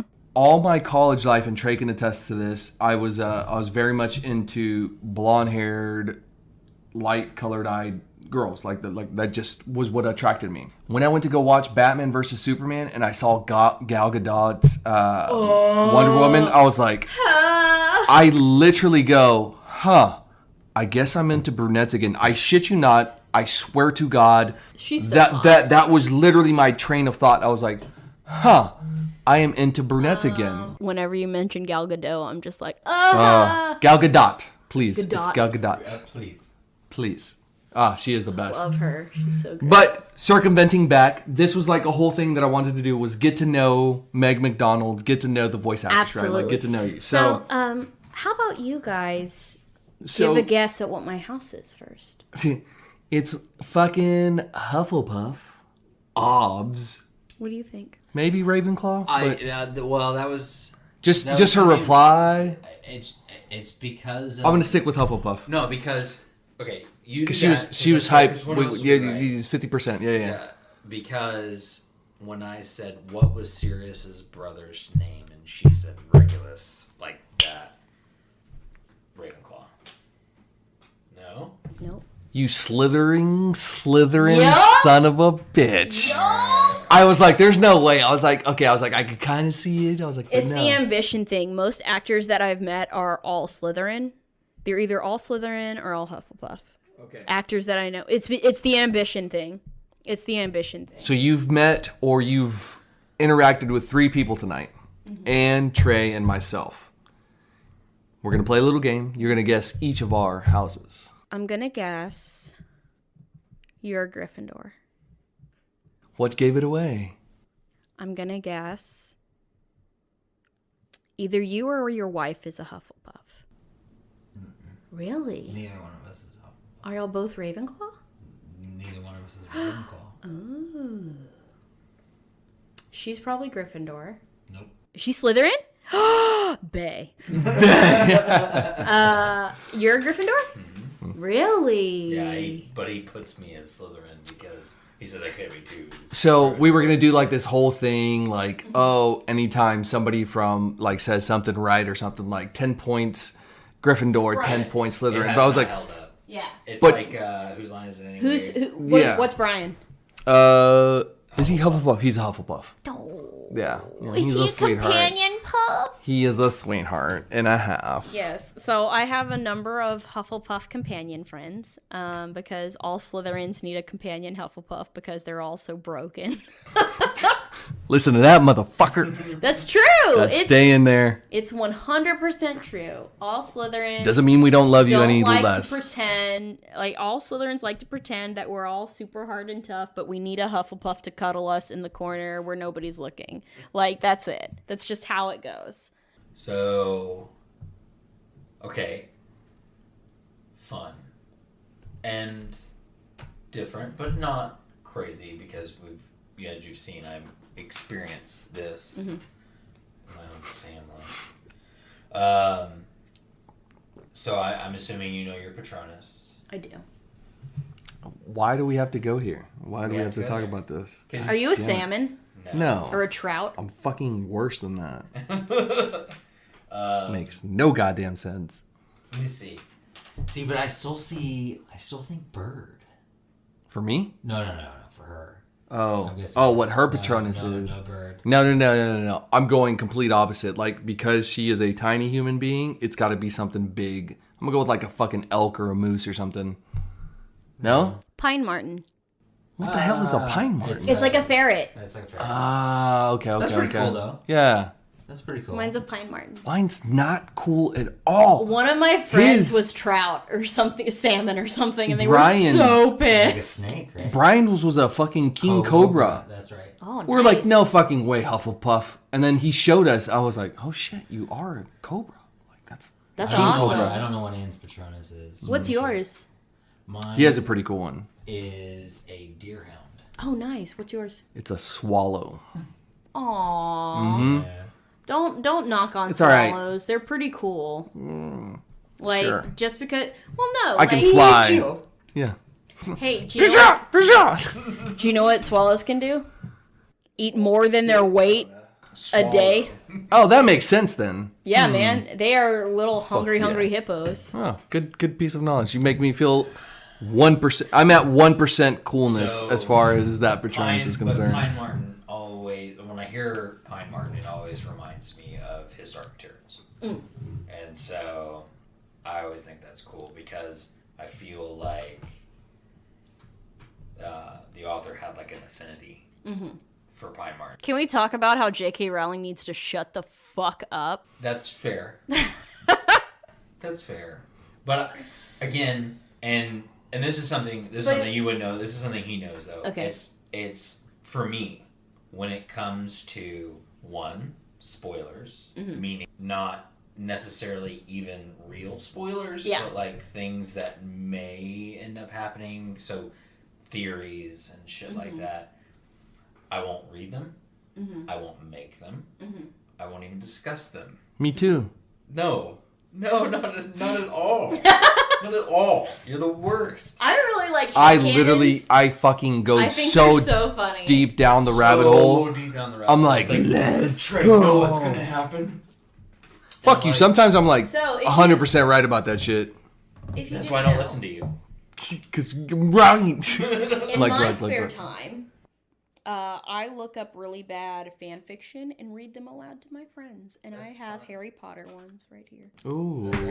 I will read them to you later. They might not be able to be allowed on the podcast because they're a little raunchy, but they are totally worth it. But First of all, Harry should have been like piecing every single girl. Like so many girls looked his way too. Like the Indian chicks, the Asian chick, the chick from the academy, the Florida Chlor? Sure, Cho Chang? that's the one. And then Ginny who else? Weasley? And then of course we end up at Jenny Weasley, even though we all deep down in our heart of hearts know that Ron Weasley should not have ended up with fucking Hermione. Okay, so I really think JK actually wrote about it. JK has addressed this, and she was She's like, going. I fucked up. She was like, I was going to kill off Ron, but I bent to my editor's pressure. Yeah. What? Don't kill him off. Just don't give him the girl. Kill him. Just no. look. It makes sense. Look. No. Because she literally could have given him the floor. Like, I'm sorry. given him The fact that she killed one twin pisses me off. I was okay with that, but I it's wasn't fucked. because the thing is like in the 5th book, Molly Weasley runs into a boggart, and it turns into Ron being dead, Percy being dead, Charlie being dead, Bill being dead, the twins being dead. Because you want to know what? Not even in Molly Weasley's worst nightmare were the twins ever separated. And like, I think that's something that should be acknowledged. Like, separating twins fucking sucks. And I understand why she killed them off. Yeah. But I really think There's two. that Get rid of one. one of the trio should have died. No, I don't have it with me. I think, and a lot of it is, and a lot of it comes down to just storytelling in general. With him, he's more. You didn't read the books, right? I did not. Okay, so you're gonna not be as nuanced in this. Right. Okay. And I'm on my like 3rd or 4th reread with the kids, right? And You're gonna have so many more because the little one's so young. Quaid. Right. So yeah. good. well, this one is for Anne because she never read it. Oh, really? Yeah, and so It's a great series. I'm on the 5th book, but I have 1, 2, 3, and 4 in the illustrated editions. Okay, so I know that's you for the don't like. kids. I know you don't like theories. But there was this one theory that came out of the internet that really It got to be true. it shook the entire fandom to its core, because it was talking about what if the Triwizard Tournament champion wasn't Cedric Diggory, it was the guy that everybody was criticizing from Slytherin. Because how much the books would have changed if Voldemort had killed a Slytherin and not a Hufflepuff. Because it would have separated the kids from the adults in that. Wait, but There was a Slytherin who applied to be in the Triwizards Tournament, and in the book they made a big deal about. so making instead fun of the it dude. being the Instead of being Cedric Diggory, it would be what was his name? Draco Malfoy 2.0. No, I know. But a Slytherin. They were criticizing him for being bumbling and not being like the brightest. But the thing is like, if she had picked him as the champion and it would have been him and Harry would have still told him about the dragons. And as much as people shit on Slytherins, they don't forget when somebody does them a solid. So he would have told him about the mermaid stuff.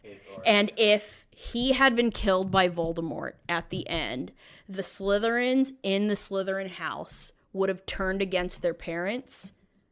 They would have still listened to him, but the seed would have been planted. It would have opened up more opportunity for Slytherin to not just be degraded as the shit house. Like, because everybody assumes that I'm an evil person because I'm a Slytherin. No, I have ambition. You are. I have goals. No, but you are. I know, I'm such a shit person. Look at me. No, my thing is when you introduce time travel to a story, nothing's said. Absolutely. Time Time heist. jump. Time heist. So it's like, yeah, JK can write what she wants as far as, okay, this is the ending. It's more of her Twitter shit that I can't handle. No, and I agree. And I want to say this in the most upright respect that I have. So many people have criticized me for loving Orson Scott Card's writing, even though he's a Mormon who hates gays. He's super crazy. He is super crazy. But I love Ender's Game. I absolutely adore Orson Scott Card's writing, whether it be the Alvin Journeyman series, the Beans segments of Ender's Game, everything about Ender and that world, I absolutely adore. If I were ever to get a tramp stamp, it would say the enemy's gate is down. Nice.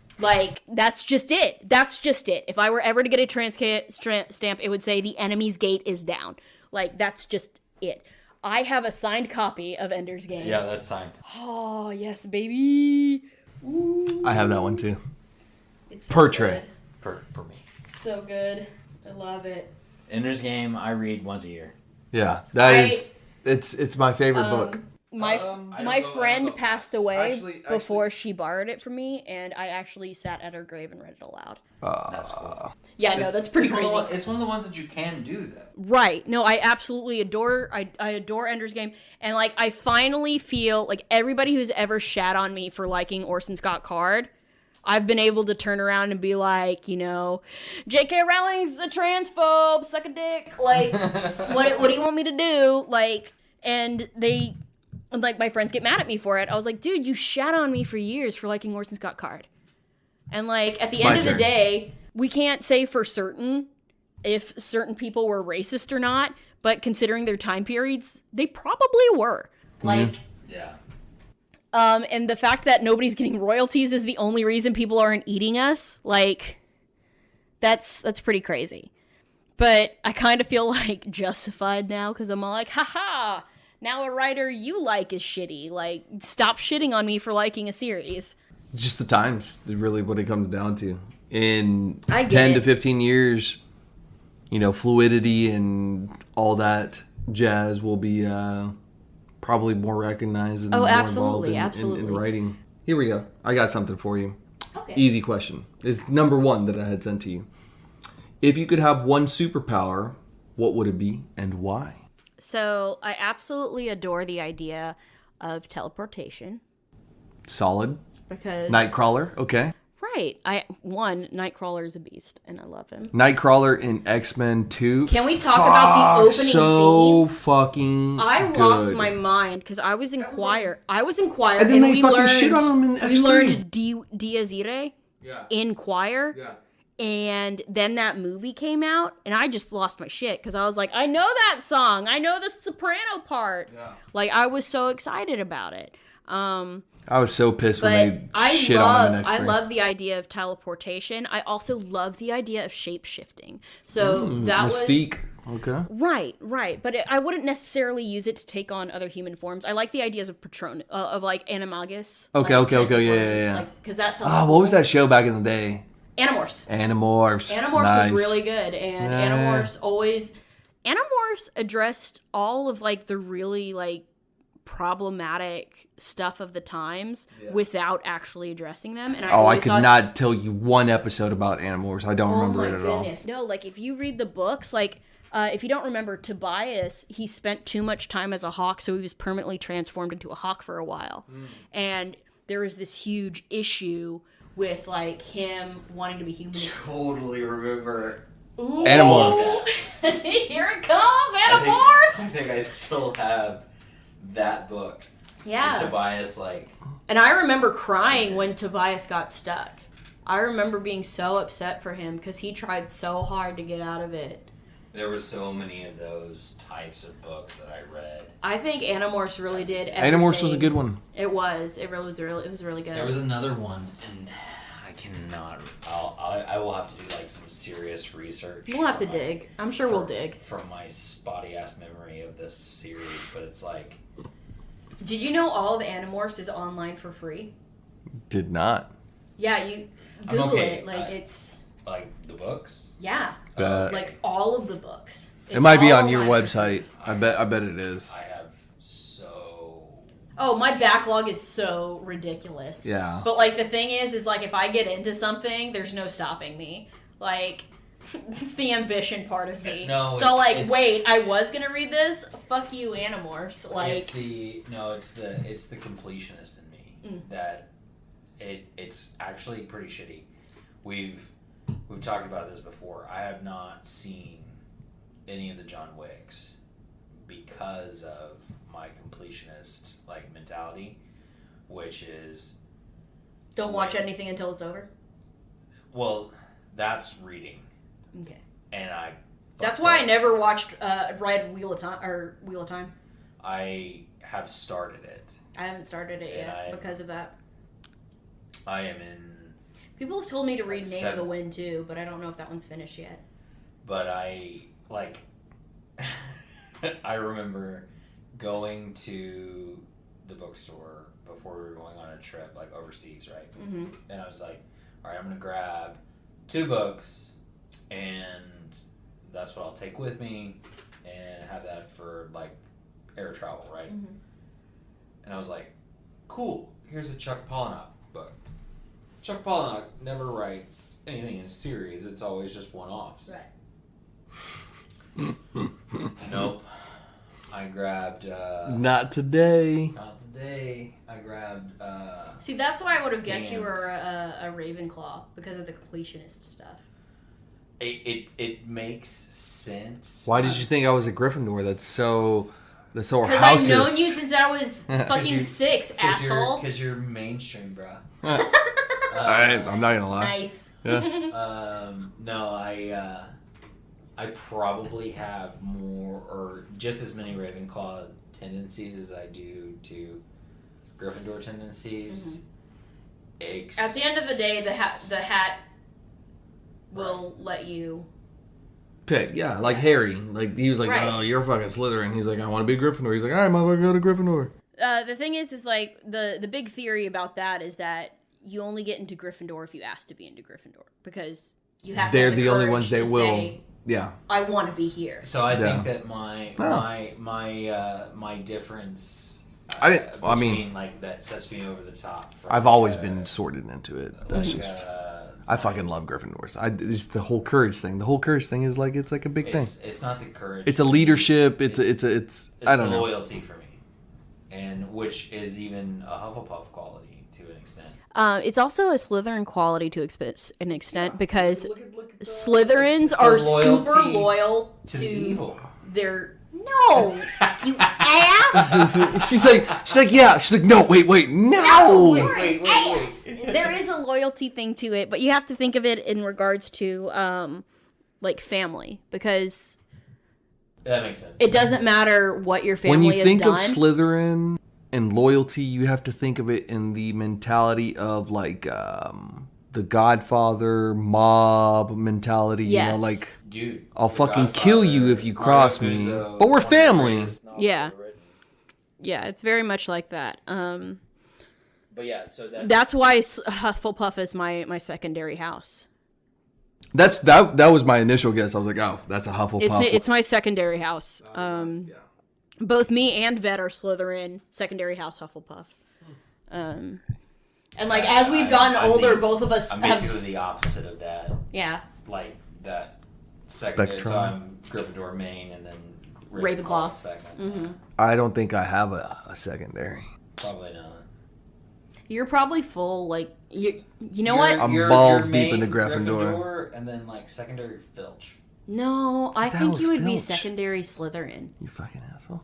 Because if you got pissed off enough and the direct route wasn't working, you would slide into a manipulative. So I think your secondary house would be Slytherin, because if you were to go up against something and the direct route wasn't working, you would definitely shift to a manipulative route and make you absolutely Slytherin. That is my opinion on the matter. I mean, maybe you're probably right. No, absolutely right. So what that means is that anytime you give any points to anybody, and if they're Slytherin, No, I am Gryffindor, You 100% are secondary Slytherin.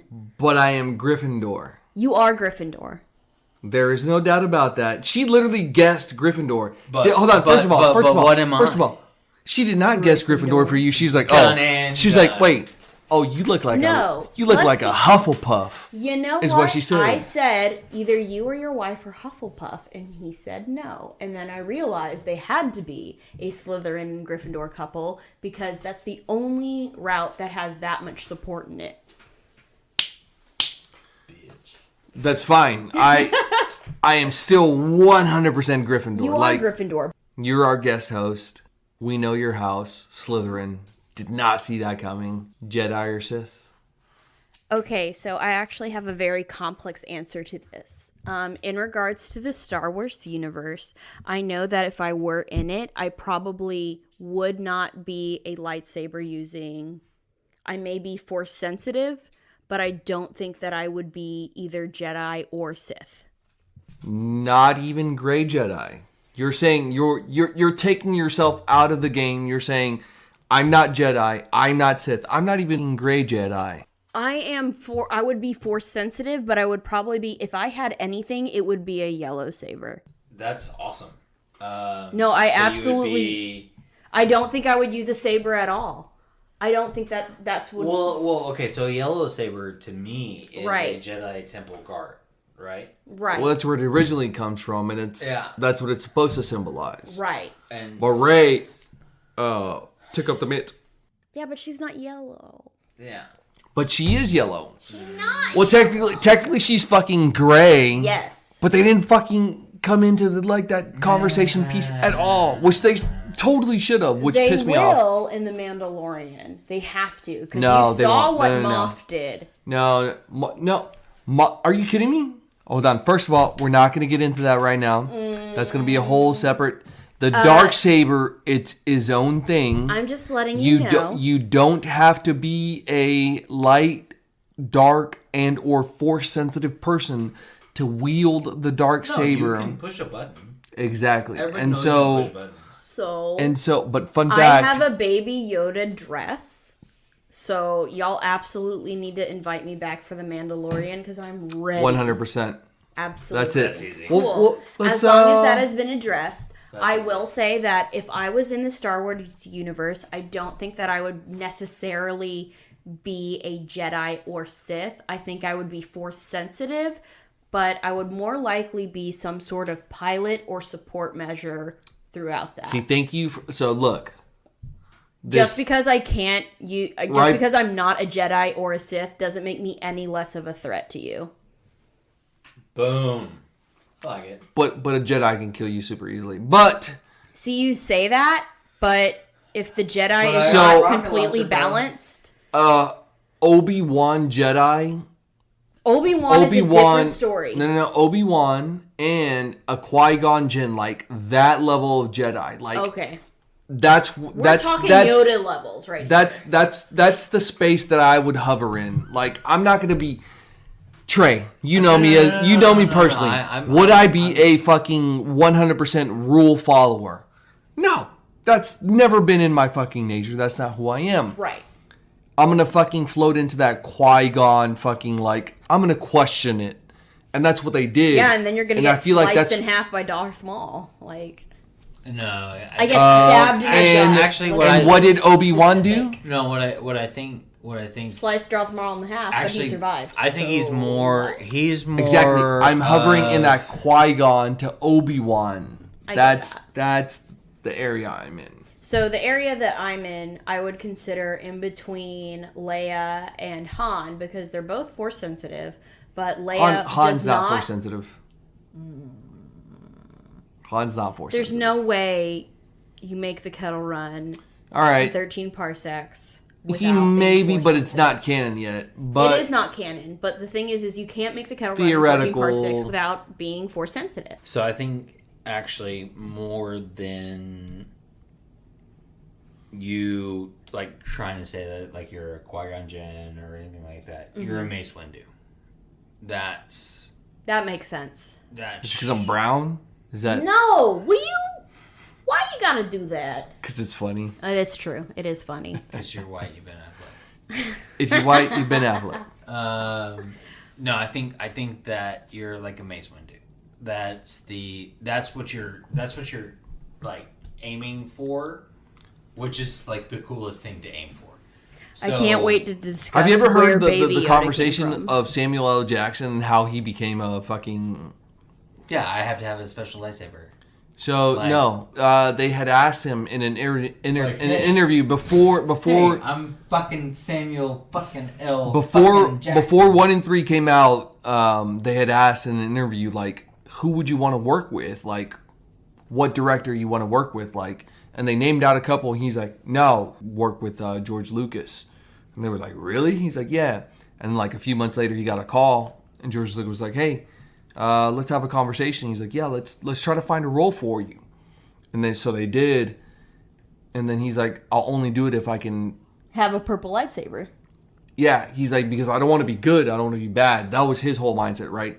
Blue is good, red is bad. Also, he wanted to be able to easily point out himself. 'Cause he- Doesn't matter. He could say, "I'm the only black guy in motherfucking the Jackson." franchise." I think the entire fucking franchise, that's terrible. But It is. It really is terrible. The no, amount of but now we have John Boyega. that's true. I love me some John Boyega. I I do. actually liked his I- character. I No, am. his character's dope. And I'm very to glad prove that you they've fucking been- wrong, he was force sensitive. That was the whole thing in the Boyega? final in the final movie. Mm-hmm. I didn't say he wasn't. No, y'all did in one of the episodes. That was the whole thing. Like I was like, hey, this person's It's a force sensitive theory. That's why I hate theories. It's terrible. because I'm good at them, and I'm like, Well, yo, the thing bro. is also you have to remember the first episode where he had the lightsaber for like 3 seconds, and we were like, "Oh my god, what are you doing? Like, give it That's back what to every, Rey." that's what everybody's thought process was. Well, I the was thing like, is, it's just Rey is that proficient in Force sense. Like, but that's because of her dyad or fucking whatever the fuck it's called sensitivity, and so Mary like, Sue Palpatine. so like she created a whatever it is, a fucking duet, a fucking dyad, whatever it's called. Kylo had been so involved in the Force at that point that she literally just inherited all of his powers. Kylo. Literally, this is canon. This is canon, motherfuckers. Look that shit up. Kylo Ren. Just angsty. So angsty.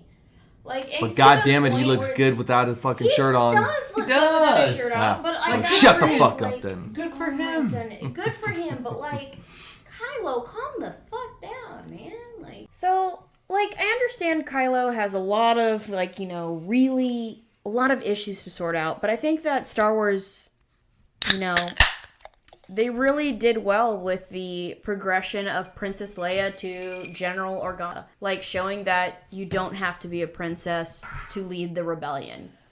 And I thought that was a very important nod that they did. No, in it was regards super to dope. that. It was super dope. Like putting her in charge. Well, I say in charge of the rebellion as Right. A, No, as no, a no, yes. leader within the rebellion. It's an important part. I mean, it's super easy to see her as a character do it though. Like, Yes. and I think that speaks a lot to Leia Organa as a character, but then also to Carrie Right. Fisher as an actress. But it was like she was developed from the very get-go as a Spitfire. Right. Like, and so we've talked about this. I feel on like the she's podcast. almost like the glue of everything. You know what I mean? That's very fair. Like, that's a very fair assessment. She keeps And- everything really together. And it's like when you have a franchise that has spanned as long as it has, with as many directors, with as many actors, with as many things, moving parts that it has been, Absolutely. it's super tough. Yeah. I mean, and we usually talk about it like when we discuss it on the podcast as like the plot holes and like the devices, like the plot devices and stuff that are used. It's like, yeah, that was fucking dumb, or that was cool, things like that. Right. But yeah, I mean, at the center of it, and I think like today's podcast is really like should be centered around like an actress or an actor's portrayal of a role, Right. and so like granted, you know, voice actress actor brings a fictitious character alive in our minds. Right. I've actually had instances at conventions where someone has brought me the manga of a series and been like, hey, I would really like to hear you voice this particular scene that wasn't addressed in the anime. It's actually after. And I've actually done that for them, and it's very interesting to see how people attach your voice to a character. He actually gave me a copy of the manga that he wanted me to read from and asked me, like, you know, if you're interested in this, please continue to read more. It's absolutely, you know, wonderful in regards to, you know, the storytelling, and it's really important. And I know they didn't make a second season, but it would mean a lot to me if, you know, you continued it. And I said, you know, thank you. I accepted the manga that he gave me. I signed his copy, and I had him sign my copy. So I actually had something to remember. That's him pretty by. cool. And I think it's really important to have those interactions with fans, because the fans are really what keep me going in this, because the voiceover industry is a world of no's. You get told no every day, even if you're not actually told it. Every time I don't hear back from an audition, that means no. So when you hear somebody accepting your voice and what they want, and them being excited for what you've done to a character or what you've performed, it just really brings out the best in the industry, is what I believe, because you get such a feeling of, you know, respect from the fan, as well as a feeling of just supreme gratitude from the actor. I know every actor that I've ever met has a story about a fan that has changed their life, and all fans, please remember that no matter what you say, you could be that fan that continues an actor to keep going. Because at the end of the day, the people who are the loudest are the critics. The critics are always louder than the people who support you. And it sucks and it really hurts, but when you hear that fan who really believes in you and appreciates what you're doing, it erases all of that. And I think that's really important. Lame. Oh, of course. Really? So lame. I know, but So no, feelings are real. All bullshit. Bullshit aside. Bullshittery aside. Bull malarkey. Bull. What? I mean, what do you have to say? Like, is there anything? I mean, is there any like discussions that you want to have with us? Because, granted, you'll probably be coming back. So A nice. Who the fuck agreed to that? I did. Okay, fair enough. This is your house. My house, my rules. I still haven't met Brian because he didn't show the fuck up. So. Oh. That is. Fuck that dude. Fuck Brian, man. Fuck that. What is he doing? What is he doing? But no, is there any particular sign-off that you want to do? Any particular character? Any particular voice? Or just anything you want to say?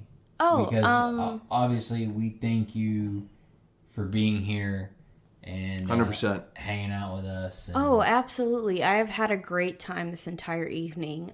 If anybody would like to follow me on Twitter, I'm not that active, but I really try. It would be Margaret McD _VA. So MARGARET MCD _VA.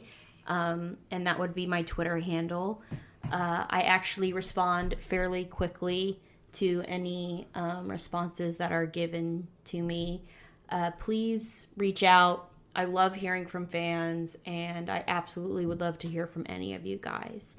I also have a Facebook page on Facebook, obviously, and it would be Margaret McDonald, voice actress. Please go ahead and give me a follow. Message me if you want to talk to me about anything in particular. And if you have any particular questions, please message me. I will 100% respond. I need another drink. I'm out.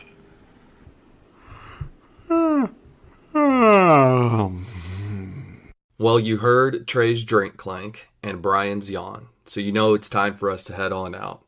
Thanks again for joining us. We'll catch you on the next episode. And remember, stay nerdy, my friends.